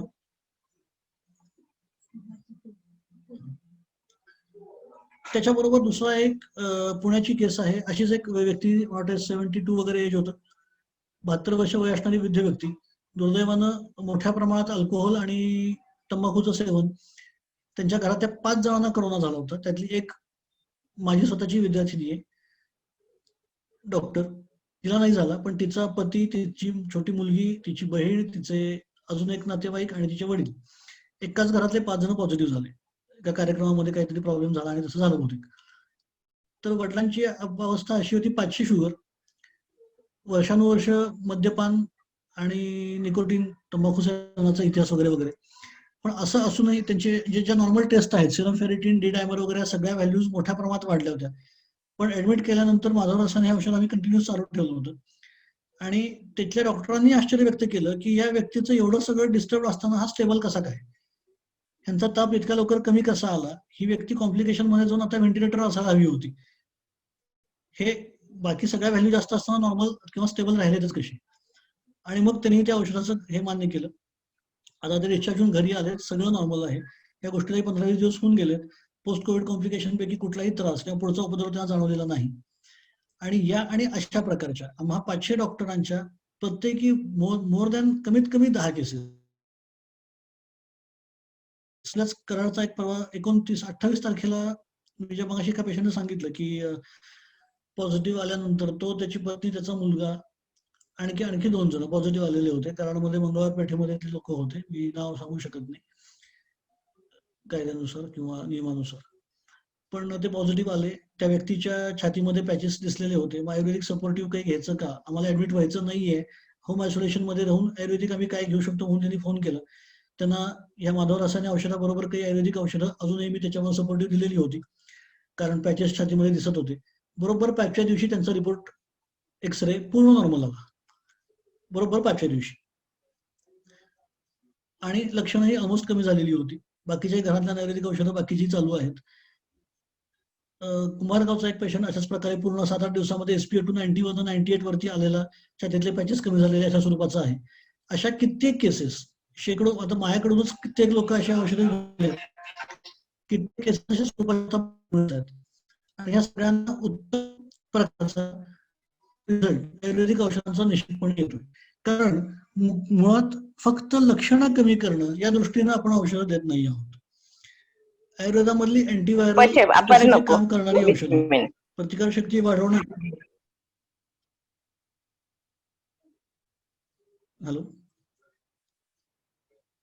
प्रतिकारशक्ती वाढवणं, शरीरातल्या त्या संस्थांनाचं, म्हणजे श्वसन संस्था, इन जनरल इम्युनिटी पेक्षा मी मगाशी जे स्पेसिफाय केलं, रक्तावर, श्वसनावर, या घटकांवर काम करून त्यांना कोलमडू न देणं, साध्या भाषेत सांगायचं तर त्यांना मेंटेन करून ठेवणं, हे काम करणाऱ्या औषधांचा योग्य प्रकारे वापर, सुवर्णभस्म किंवा सुवर्णयुक्त काही योग असतात आयुर्वेदामध्ये, ज्यांना इमिडिएट साईड इफेक्ट कमी करून त्या घटकांची ताकद मेंटेन करण्याची क्षमता त्यांच्यामध्ये असते, त्यांचा काही ठिकाणी वापर, अभ्रकभस्मासारखं काही श्वसन संस्थेला तात्काळ बळ देणारी काही औषधं आहेत त्यांचा वापर, हा जर योग्य प्रकारे केला गेला आणि केला तर निश्चितपणे त्याचा चांगला फायदा आता रुग्णांमध्ये दिसून येतोय. असे बरेच रुग्ण आता ऍक्च्युअल पॉझिटिव्ह रुग्ण, आधी प्रिव्हेन्शनसाठी लोक येत होते, आता ऍक्च्युअल पॉझिटिव्ह रुग्ण आपल्याकडे येत आहेत आणि त्यांच्यामध्ये अतिशय उत्तम प्रकारचे परिणाम आता आपल्याला बघायला मिळतात. तर त्यामुळं पॉझिटिव्ह आलं म्हणजे सगळं काही संपलं असं समजायचं काही कारण नाही.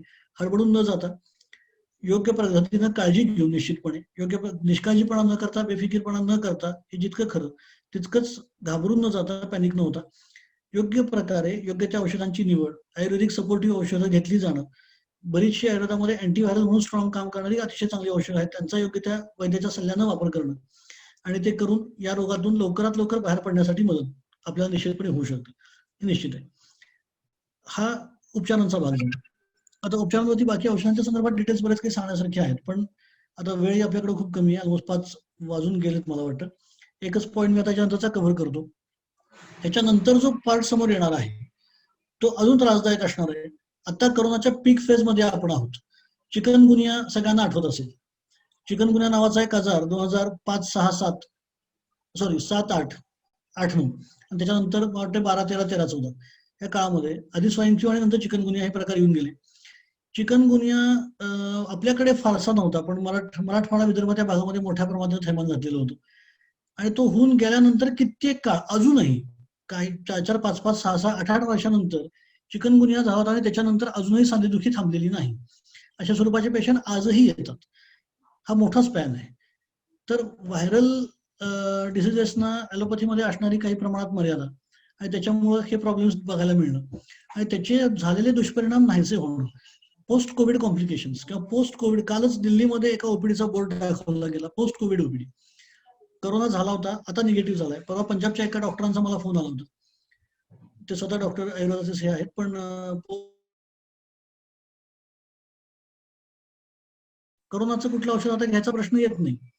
रिपोर्टमध्ये निगेटिव्ह आले, लेव्हल सगळ्या नॉर्मल आहेत, पण त्यांना भूक लागत नाहीये, थकवा आहे, अंग दुखतंय, सांधे दुखतायत अँड सो असे आता कितीतरी पेशंट इतक्यानंतर समोर येणार आहेत पोस्ट कोविड कॉम्प्लिकेशनची, की आता आमचा करोना झाला होता, काही जण दाखवतच नाहीयेत, घरगुती औषध घेऊन मोकळे होत आहेत, ते बरे झाले, त्यांना करोना झाला होता की काय झालं माहित नाही, पण आता बरं झालं, असे काही जण असतील.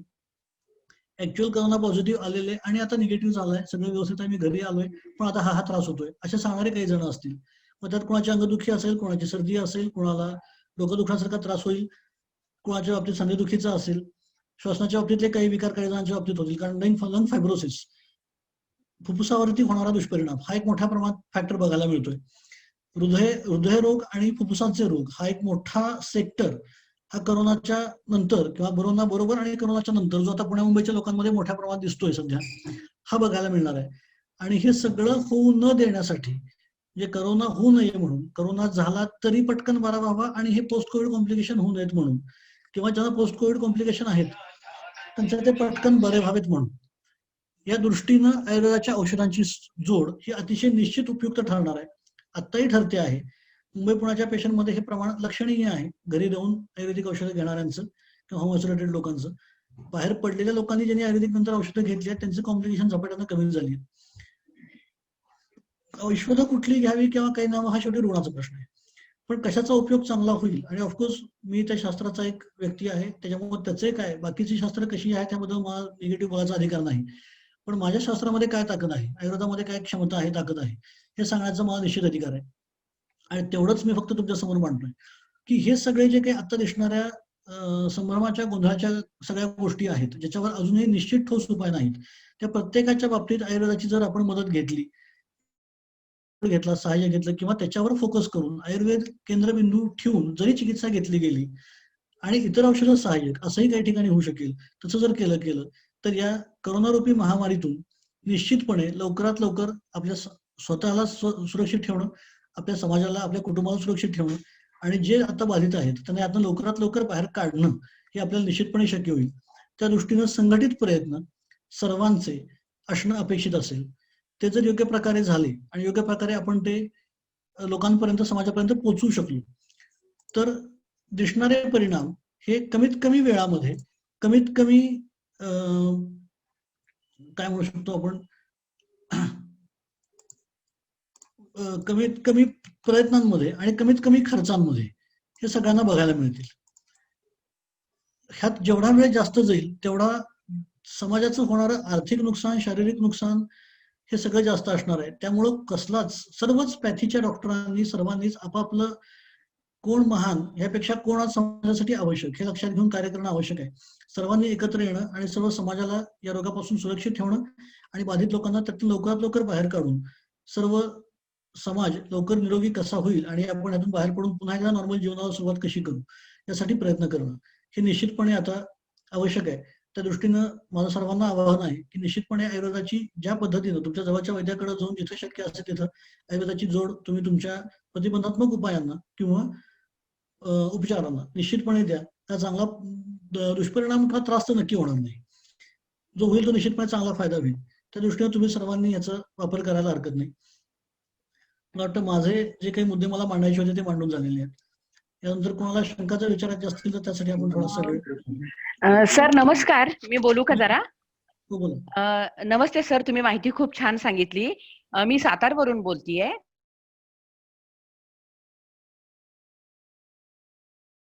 महाराष्ट्रात सर्व ठिकाणी उपलब्ध आहे.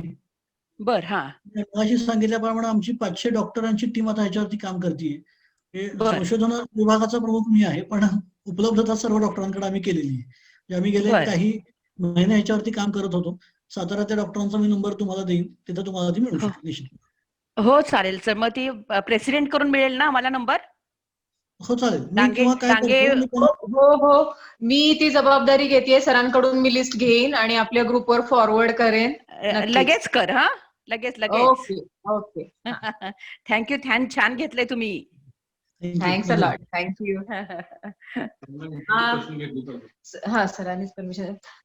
प्रश्न कुणाला आणखी काही असतील तर विचारू शकताय. फक्त नाव सांगा आपलं, म्हणजे समजेल आम्हाला. कुणाला काही प्रश्न असतील तर विचारू शकताय. नमस्ते डॉक्टर. मी बोलते सुनीता गांधी. मला COVID-19 झालं होतं पॉझिटिव्ह. तर मी आता म्हणजे मी ऍडमिट होते. नंतर आता घरी तरी पुढे झालेत. तर मग आता पोस्ट काय घ्यायचं, प्रिकॉशन काय घ्यायचे आता? बरं, आता काही त्रास तुम्हाला सध्या होतोय का? सकाळी उठतो त्यावेळेस फक्त अंग दुखतं. मग नंतर दिवसभर काही नाही.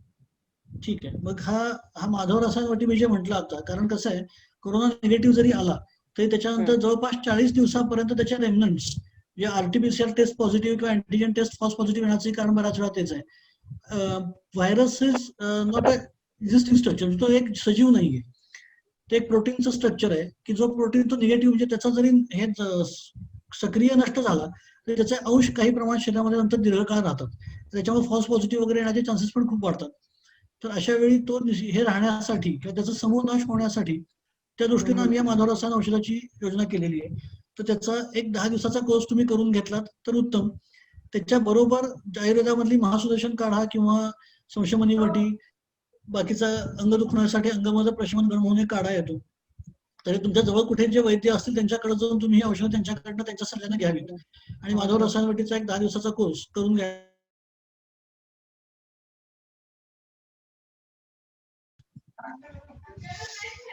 महासुदर्शन काढाचा चांगला उपयोग होऊ शकेल. महासुदर्शन काढ. Okay. Thank you doctor. Thank you inner wheel Karad. Welcome welcome. आणखी कुणाला प्रश्न असतील विचारू शकताय. मला सर स्वतःलाच एक प्रश्न आहे की तुम्ही या ज्या गोळ्यांचं नाव सांगितलं, रस माधववटी, ह्या गोळ्या लहानांना आणि मोठ्यांना दोघांनाही चालतात. पण लहानांनी किती घ्याव्यात, मोठ्यांनी किती घ्याव्या असं काही आहे का? सांगतो. बेसिकली ह्याचा डोस सर्वसामान्यांसाठी जे सुरुवातीला पहिल्यांदा जी व्यक्ती घेतली, सुरुवातीच्या संशोधनामध्ये आम्ही फक्त 10 दिवस ज्यांना दिले त्यांच्या सुद्धा खूप काळ पुढे इम्युनिटी चांगली टिकून राहिली असं दिसलं आणि 10 दिवस देऊन 20 दिवस गॅप असं आम्ही मध्ये देत होतो. पण काय झालंय, आता सध्या आपल्या आजूबाजूलाच एवढे प्रचंड पेशंट आहेत, कोण पॉझिटिव्ह कोण निगेटिव्ह काही सांगता येत नाही आणि वातावरणातला व्हायरल लोड ज्याला म्हटलं जातो तो बराच वाढलाय. त्यामुळं सध्या आम्ही डेली घ्यायला सांगतोय. पण तरी सुद्धा सुरुवातीला पहिले 10 दिवस प्रत्येक व्यक्तीनं सकाळ संध्याकाळ एक एक गोळी जेवणापूर्वी घ्यावी आणि नंतर पुढे एक गोळी रोज सकाळी नाश्त्यापूर्वी अशी चालू ठेवायची. हा झाला मोठ्यांसाठीचा डोस. लहान मुलं 3 ते 12 वर्ष वयोगटातल्या मुलांसाठी अर्धी गोळी सकाळ संध्याकाळ पहिले 10 दिवस, नंतर अर्धी गोळी कंटिन्युअस चालू ठेवायची. आणि 3 वर्षाच्या खालच्या मुलांसाठी पाव गोळी मधातनं बारीक करून चाटण वगैरे पण देऊ शकता, तूप साखरेतनं मधातनं कशी, अशी पहिले 10 दिवस 2 वेळा आणि नंतर पाव गोळी रोज सकाळी नाश्त्यापूर्वी. असा सर्व वयोगटातल्या लोकांसाठी, प्रेग्नंट स्त्री असो, वृद्ध असो, व्यक्ती असो, बीपी, शुगर, थायरॉइड काही असो, या सर्वांसाठी उपयोगी पडणारा अशा स्वरूपाचा हा डोस आपल्याला देता येईल. Okay, thank you sir. आणखी कोणाला विचारायचं असेल विचारू शकताय. अनघाताई तुम्हाला बोलायचं पण तुमचं अनम्यूट करा, स्पीकर फोन अनम्यूट करा.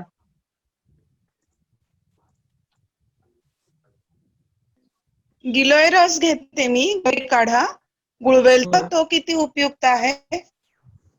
उपयुक्त आहे, निश्चित आहे. गुळवेल ही आयुर्वेदामध्ये प्रतिकारशक्ती वाढवणारी, यकृताचं किंवा लिव्हरचं काम सुधारणारी, रक्तशुद्धी करणारी, प्रतिकारशक्ती वाढवणारी अशी एक उत्तम वनस्पती आहे. शिवाय तापावर, कुठल्याही प्रकारच्या तापावर चालणारी एक उत्तम वनस्पती आहे. फक्त अत्यंत कडू असल्यामुळे ती घ्यायला बऱ्याच जणांना त्रासदायक असेल तरी हरकत नाही. आणि संशोधनी वटी म्हणून त्याची एक टॅबलेट फॉर्म मध्ये पण मिळते, ती तुम्ही गुळवेलीच्या स्वरूप म्हणजे गुळवेल म्हणूनच घेऊ शकता. त्याच्यात आणखी काही घटक आहेत की जे उपयोगी पडतात या अवस्थेमध्ये, तापामध्ये सुद्धा. त्यामुळे घेत असाल तर चांगली गोष्ट कंटिन्यू करा. हॅलो, हा मी सोमन पुण्याहून बोलते. बोला. हा, आपण जो म्हणजे सर्दीसाठी जो काढा घेतो, गवती चहा, आलं, आणखीन दालचिनी, आणखीन ह्याच्या या सगळ्याचा जो काढा घेतो, तो हल्ली आता एरवी कसं आपण सर्दी वगैरे झाली की घेतो, आता तो बरोबर. आवर्जून घेतला तर त्याचा फायदा होतो का? ऍक्च्युली नाही घ्यायला पाहिजे, नाही कारण घ्यायला पाहिजे. हा, औषध किंवा उपचार हा त्रास होत असेल तर घेणं अपेक्षित आहे. अच्छा. तो सहसकट सगळ्यांनी घेणं अपेक्षित नाही. तुम्हाला तसं जर काही जाणवलं, कणकण, सर्दी, नाक वाटे, शिंका, खोकला किंवा थोडं किरकोळ फ्लू सारखं असं जेव्हा असेल, तर त्यासाठी हा काढा खरं तर सांगितलेला आणि त्यावेळी निश्चितपणे तो ताबडतोब घ्यायला पाहिजे. सकाळी काढा, संध्याकाळी निकाढा. हा खूप जुना आमच्याकडे वृद्ध वैद्य परंपरा ज्याला म्हणतात, परंपरेचा आता याला काढा आहे. त्यात अजून काही घटक मी ऍड करतो. सुंठ 5 चमचा, काळी मिरी 1-2 टाकायच्या, लवंग एखाद दुसरी, दालचिनी अगदी छोटा तुकडा, कारण दालचिनी अतिशय उष्ण असते, उष्णताच्या नाही त्यांनी घेऊ नये. त्यानंतर अर्धा चमचा धणे, अर्धा चमचा जिरे, 1 चमचा बडीशेप, त्यानंतर खडी साखर, असेल तर गवती चहा, असेल तर डाळिंबाच्या सालीचा तुकडा, असेल तर भेड्याच्या सालीचा तुकडा, एवढं सगळं टाकावं. ह्याचा 2 कप पाणी ठेवून त्याचा अर्धा ते पाऊण कप शिल्लक ठेवायचं उकळून, आणि तो काढा प्यायलाही छान लागतो. आणि हा सकाळ संध्याकाळ आपण घेऊ शकतो. अच्छा. हा म्हणजे सकाळी आता काढा त्याचा नाही, तेच सांगतोय मी. हा सकाळी काढा, संध्याकाळी निकाढा असं घेणं खरं तर अपेक्षित आहे. पण तो ज्याला त्रास होतोय, अशा म्हणजे ज्याला सर्दी ताप कणकण आहे, तो नॉर्मल फ्लूची असो ती आणि कुठल्याही प्रकारची असो, त्या व्यक्तीने तो घेणं अपेक्षित आहे. नॉर्मल कंडिशन मध्ये घ्यायचा असेल तर हा शक्यतो घेऊ नये, कारण बाकीचे अनेक घटक शक्यता दाटत, कारण तो त्रास होत असतानाचा उपाय आहे, प्रतिबंधात्मक नाही. हो, म्हणजे आम्हाला तर उलट सांगितलं गेलं की आता प्रिकॉशन म्हणून तुम्ही हा काढा रोज घेत जा म्हणून, असं. तर त्याच्यामुळे प्रिकॉशन आम्ही म्हणून तर घ्यायचं असेल तर काय करा, प्रिकॉशन म्हणून घ्यायचं असेल तर काळी मिरी, लवंग, दालचिनी हे प्रकार काढून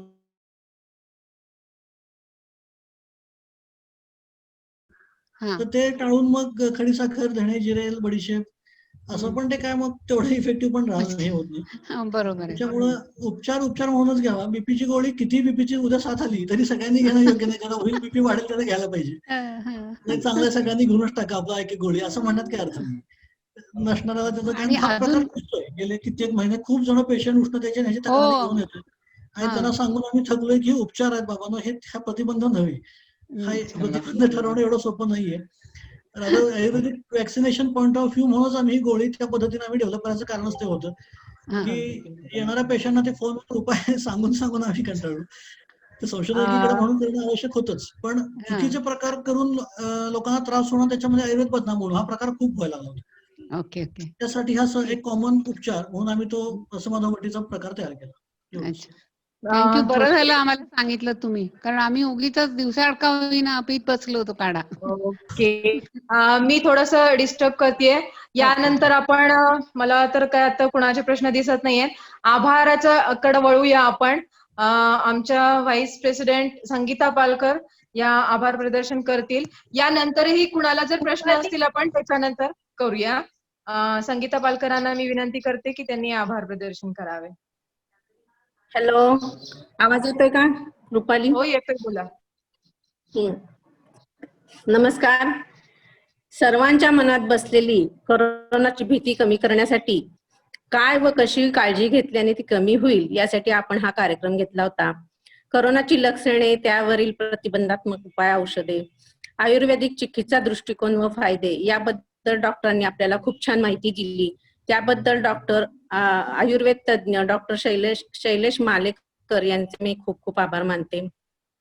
यानंतर आपल्या इनरव्हील फॅमिली मेंबर्स जे आपल्या परगावून उपस्थित आहेत त्यांचे मी आभार मानते. यामध्ये Sapna Arora ji, Savita Palod Mahabaleshwar, Shivani ji Panvel, Bharti Pathade Aurangabad, Asha ji Jadhav Satara camp, Sonal Firodia Ahmednagar, Shubhada ji Pune club, Shaila ji club, Bhartiya Aurangabad Lotus club, Archana ji Pimpri club, Gayatri ji Ahmednagar club, Sonali Ahmednagar Venus club, Shruti Karad Sangam club, Madhu ji Pune Riverside club, Sushila ji Sangola club, Purvi ji Mahabaleshwar, Jayashree Pote Akluj, Varsha Kale Pune club, Vrushali ji Midtown Pune, Varsha ji Pune, माजी नगरसेविका सुरेखा पालकर आणि सुरेखा जी बीड, या सर्व बाहेरच्या क्लबच्या मेंबर्स आज आपल्या या एवढ्या कार्यक्रमाला मालेकर सरांचं मार्गदर्शन त्यांना आज खूप छान मिळालेलं आहे. या सर्व उपस्थित राहिल्या त्यांच्याबद्दल आभार. शिवाय प्रेसिडेंट रुपाली डांगरे, सेक्रेटरी सीमा पुरोहित, प्रोजेक्ट चेअरमन अलका गोखले आणि आपल्या इनरव्हीलच्या मेंबर्स सगळ्या या झूमवर उपस्थित राहिल्या त्याबद्दल त्यांचे खूप खूप आभार. आणि झूमवर मीटिंग घेण्यासाठी ज्यांनी मोलाची मदत केली आपला निखिल, याचेही खूप खूप आभार. आणि यामधून सर्वजणी पैकी कोण जर राहिले असतील त्यांचेही खूप खूप आभार. सर्वांचे आभार. धन्यवाद. थँक्यू संगीताताई.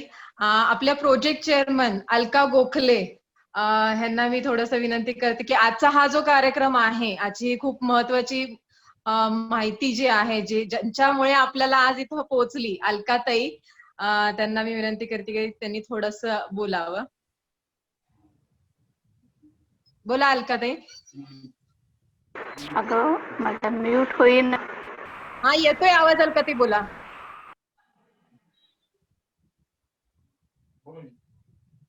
अनम्यूट करा. हा, बोला. हा लागेल. हॅलो, नमस्कार. नाही येते. येतोय. येतोय आवाज. बोल आवाज येतोय.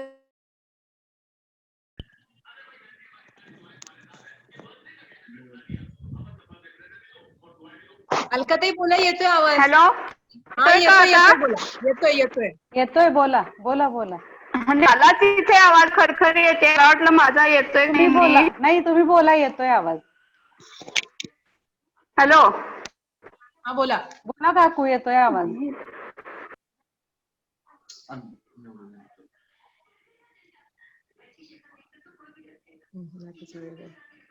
ठीक आहे. अनम्यूट करा काकू. अनम्यूट करा. परत म्यूट केला. अनम्यूट व्हा काकू.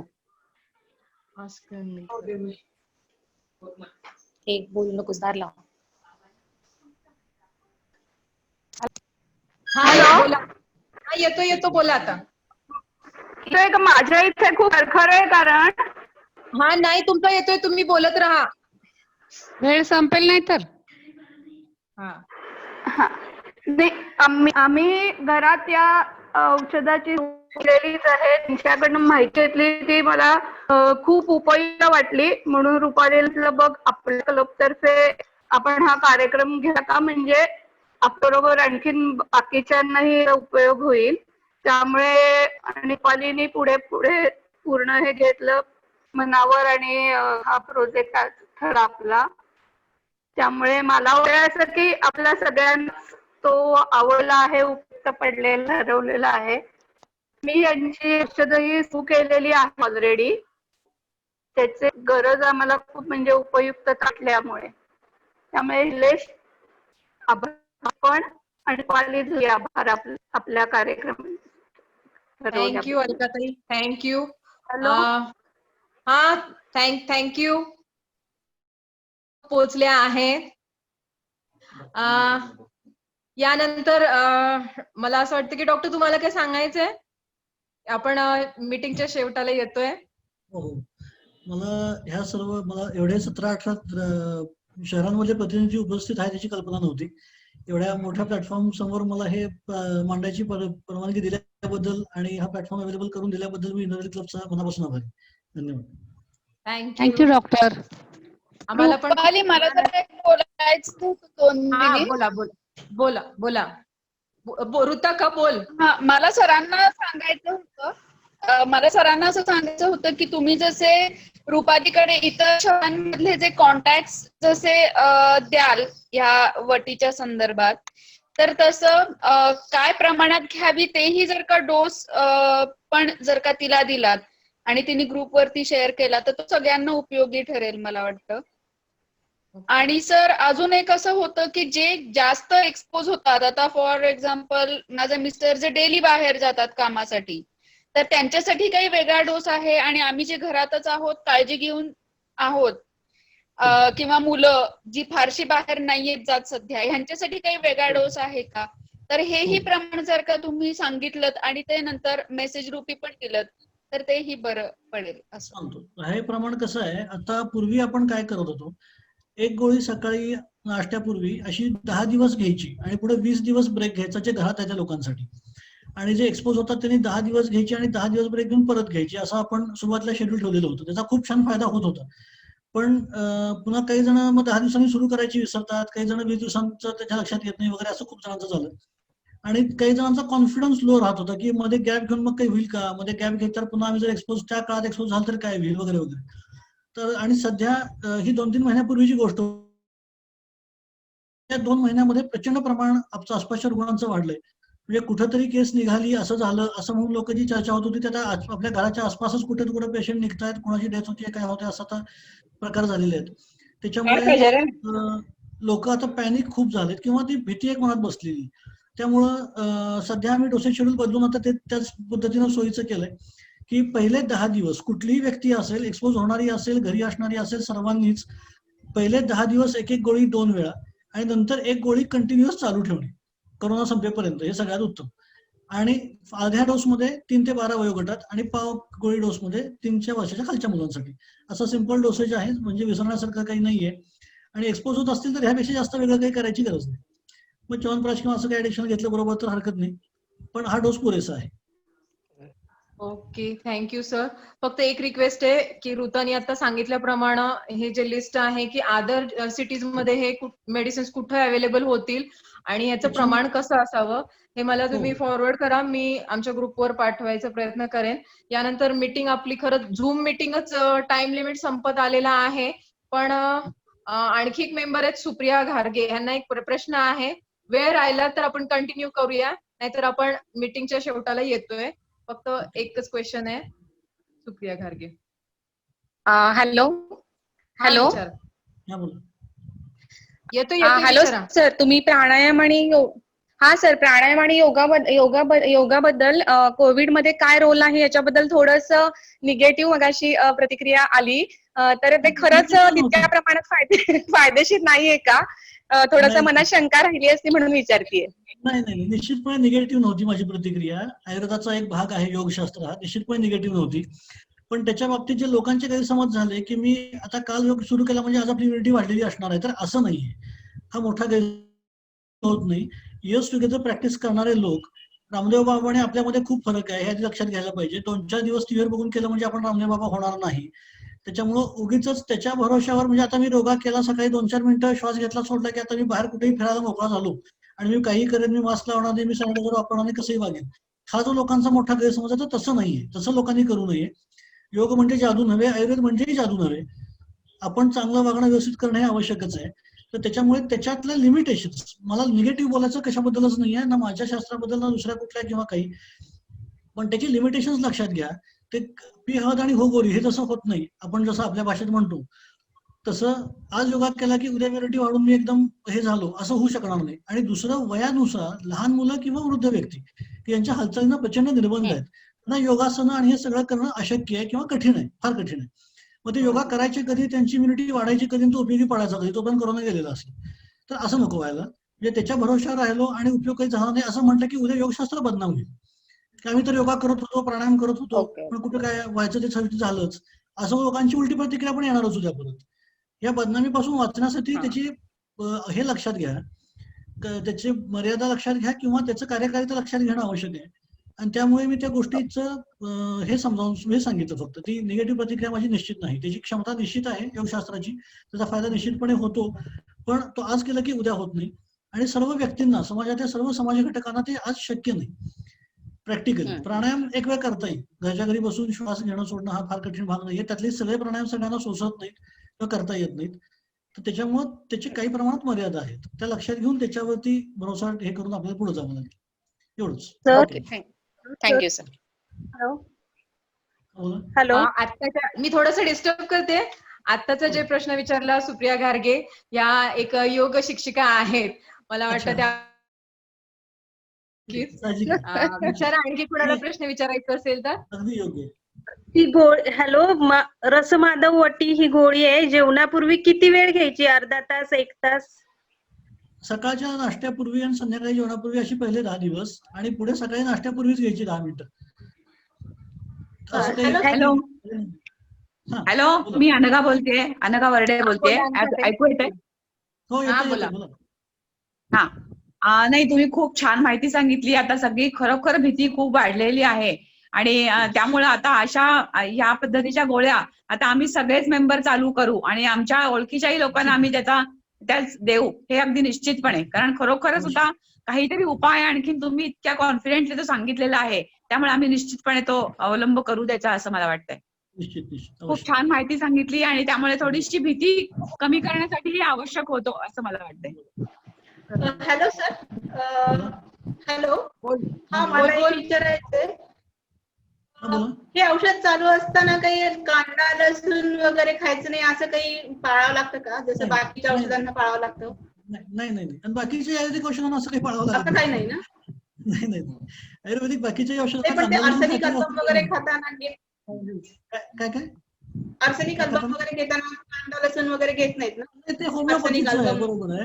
हो, ह्या गोळीसाठी असं काही नाही, काही समजलं.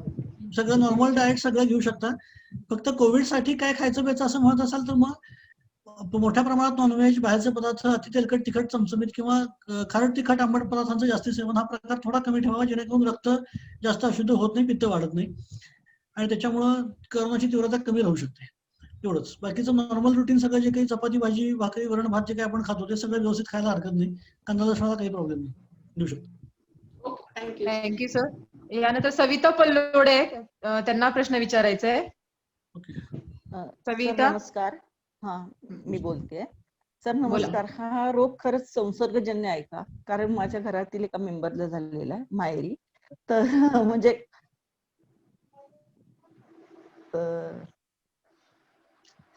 सर तुमचा म्यूट झालाय. हॅलो, निश्चितपणे संसर्गजन्य आहे मॅडम, त्याशिवाय हा असा पसरलाच नसता. 193 देश 6 महिन्यात अफेक्ट करणं हे संसर्गजन्य असल्याशिवाय शक्य नाही. आणि आता सुद्धा जे होतंय, संपर्कात एक व्यक्ती पॉझिटिव्ह आली की त्याच्या घरातले बाकीचे होत आहेत, किंवा मुंबई, पुणे किंवा आता आपल्या सगळीकडे आता सर्व पसरलाय, तर हे संसर्गजन्य असल्याशिवाय शक्य नाही. श्वसन मार्गातून होणारा संसर्ग हा जास्ती घातक आणि त्रासदायक प्रकार याच्या बाबतीत आहे, आणि स्पर्शातनं पण होणं हा अजून तितकाच घातक प्रकार आहे, म्हणून हे एवढं त्रासदायक ठरलंय. नाहीतर एवढा भयंकर प्रकार झाला नसता. निश्चितपणे संसर्गजन्य, शंकाच नाही.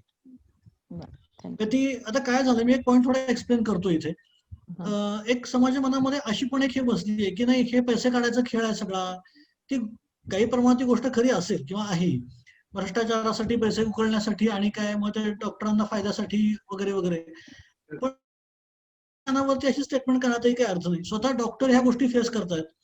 डॉक्टरांचा मी मगाशी स्पेसिफाय केलं, डॉक्टरांचा डेथ रेट 15.5% एवढा आहे. म्हणजे 100 पेशंटपैकी 98 बरे होत आहेत आणि 100 डॉक्टरांपैकी 84.5 बरे होत आहेत. डॉक्टरांचा डेथ रेट हा 7.5 पट आहे. असं असेल तर हे डॉक्टरांनी स्वतःच्या फायद्यासाठी खेळवलेलं एक हे आहे असं म्हणण्यात काही अर्थ नाही. काही समाजविघातक प्रकृती अशा आहेत की ज्या दुर्दैवानं अशा प्रकारचा फायदा घ्यायचा प्रयत्न करतात. त्या सर्व क्षेत्रामध्ये सर्व ठिकाणी सर्वत्र बघायला मिळतात. पण आपल्याकडे एक वेळ ठीक आहे, म्हणजे आता असं म्हणायला पण भ्रष्टाचार आणि ह्याची पारामुळे प्रचंड आहे, सगळीकडे बसवलेला आहे वगैरे वगैरे.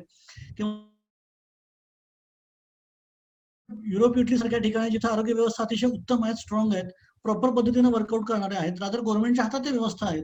असं असताना एवढा प्रचंड तिथं होणारा थैमान, विध्वंस, हाहाकार, काय म्हणायचं ते म्हणा, ते बघायला मिळालं नक्की नसतं.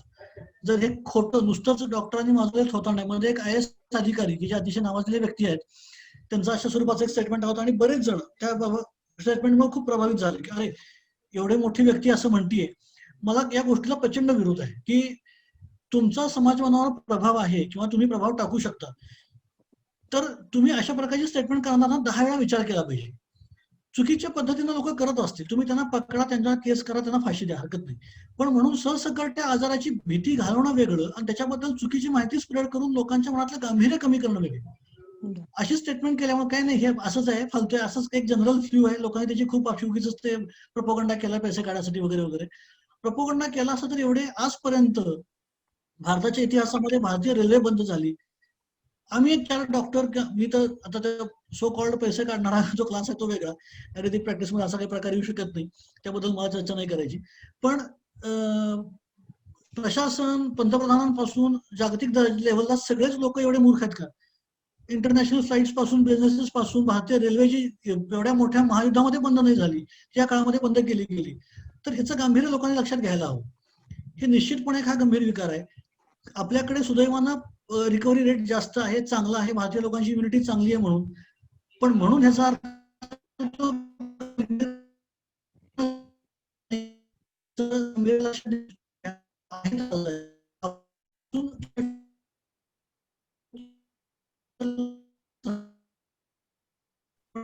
तो गंभीर आहे. अशा गोष्टी किंवा असे स्टेटमेंट्स कुणीही करू नयेत निश्चितपणे. थँक्यू. धन्यवाद.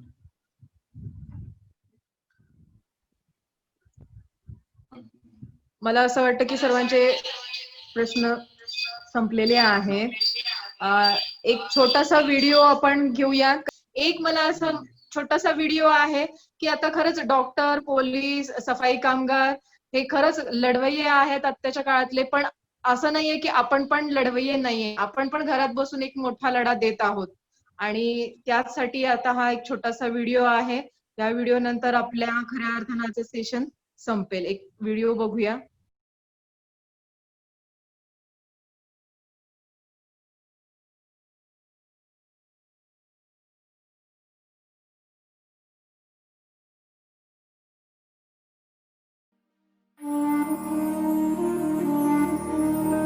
नाती शतजन्मांची हळवीशी मायाही, कुठून आली वावटळ सैर भैर छायाही. हे विघ्न आज आलेले परतवूया सुजाणतेने, घरात राहू दुरुनी सारे जण जपू जीवास निगुतीने.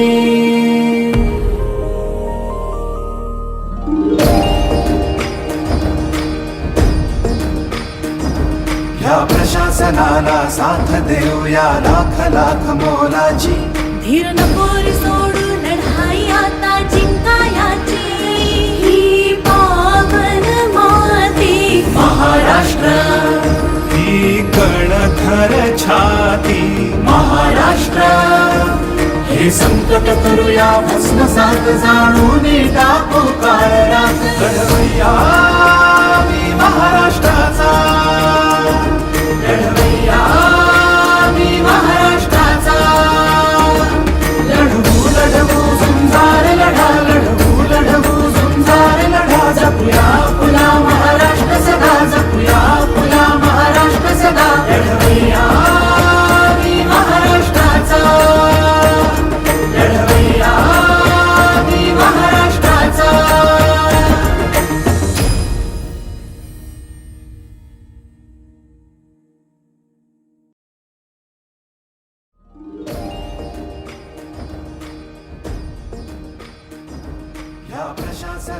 साथ देऊया लाख लाख मोलाची.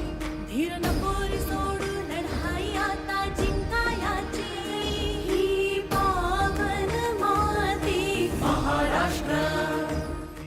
आज आपला कार्यक्रम खरंच आज सरांच्या उपस्थितीने आणि आज खरंच मला पण माहित नव्हतं की आधार क्लबचे सुद्धा ISO आपल्या या आजच्या सेशनला जॉईन झाले होते. खूप जणांपर्यंत डॉक्टर शैलेश सर तुमची आज माहिती पोहोचलेली आहे, पण त्यांच्या ज्या काही त्यांच्या सेवा जी आहे आपल्याला करता येईल जेणेकरून त्यांना ज्या या गोळ्या आहेत त्या कुठं मिळतील, कसा डोस घेता येईल, हे जोपर्यंत मी माझ्याकडून पूर्ण करत नाही तोपर्यंत मी थोडीशी अपुरी राहीन. मला तुमच्याकडून ही माहिती मिळेल आणि मी ती फॉरवर्ड करेन. आज सगळ्यांच्या उपस्थितीमुळे मला असं म्हणायचं की आज फक्त क्लबचीच नाही, आपल्या क्लबशी रिलेटेड इतर रिलेटिव्ह सुद्धा आज यात जॉईन झाले होते. कारण का खरंच आत्ताची परिस्थिती अशी आहे की सगळ्यांनाच या कोविड वरती जे उपचार आपण घरात बसून करू शकतो, आपली इम्युनिटी वाढवू शकतो, त्याची गरज आहे. त्यामुळेच आजचा काउंट आपला 50 जण आज आपल्या या सेशनला जॉईन झाले होते आणि त्यामुळे हा आजचा आपला सेशन सक्सेसफुली कंडक्ट होऊ शकला. ज्या माझ्या क्लबच्या मैत्रिणीचा सपोर्ट मला नेहमी असतोच. सीमा जे इनरव्हील प्रेयर नेहमी म्हणत असते आणि संगीताताई ज्यांचं त्या नेहमी आभार प्रदर्शन करत असतात. मंजुषा बॅकग्राऊंडला ज्या ISO आहेत, ज्या जॉईन होत आहेत त्यांचं वेलकम करत असते. ऋतानी ओळख करून दिली. प्रत्येक जणीचं मागे काही ना काहीतरी मला खूप सपोर्ट असतो. त्यामुळे हा आजचा आपला सेशन योग्य रीतीने पूर्ण झाला. डॉक्टर शैलेश सरांचं मी पुन्हा एकदा आभार मानते की त्यांनी त्यांच्या एवढ्या बिझी शेड्यूल मधून सुद्धा आम्हाला वेळ दिला आणि ही माहिती आज आपल्या महाराष्ट्राच्या वेगवेगळ्या डिस्ट्रिक्ट पर्यंत पोहोचू शकली. त्याबद्दल मी पुन्हा एकदा सर्वांचे आभार मानते आणि आजचा आपला हा कार्यक्रम इथं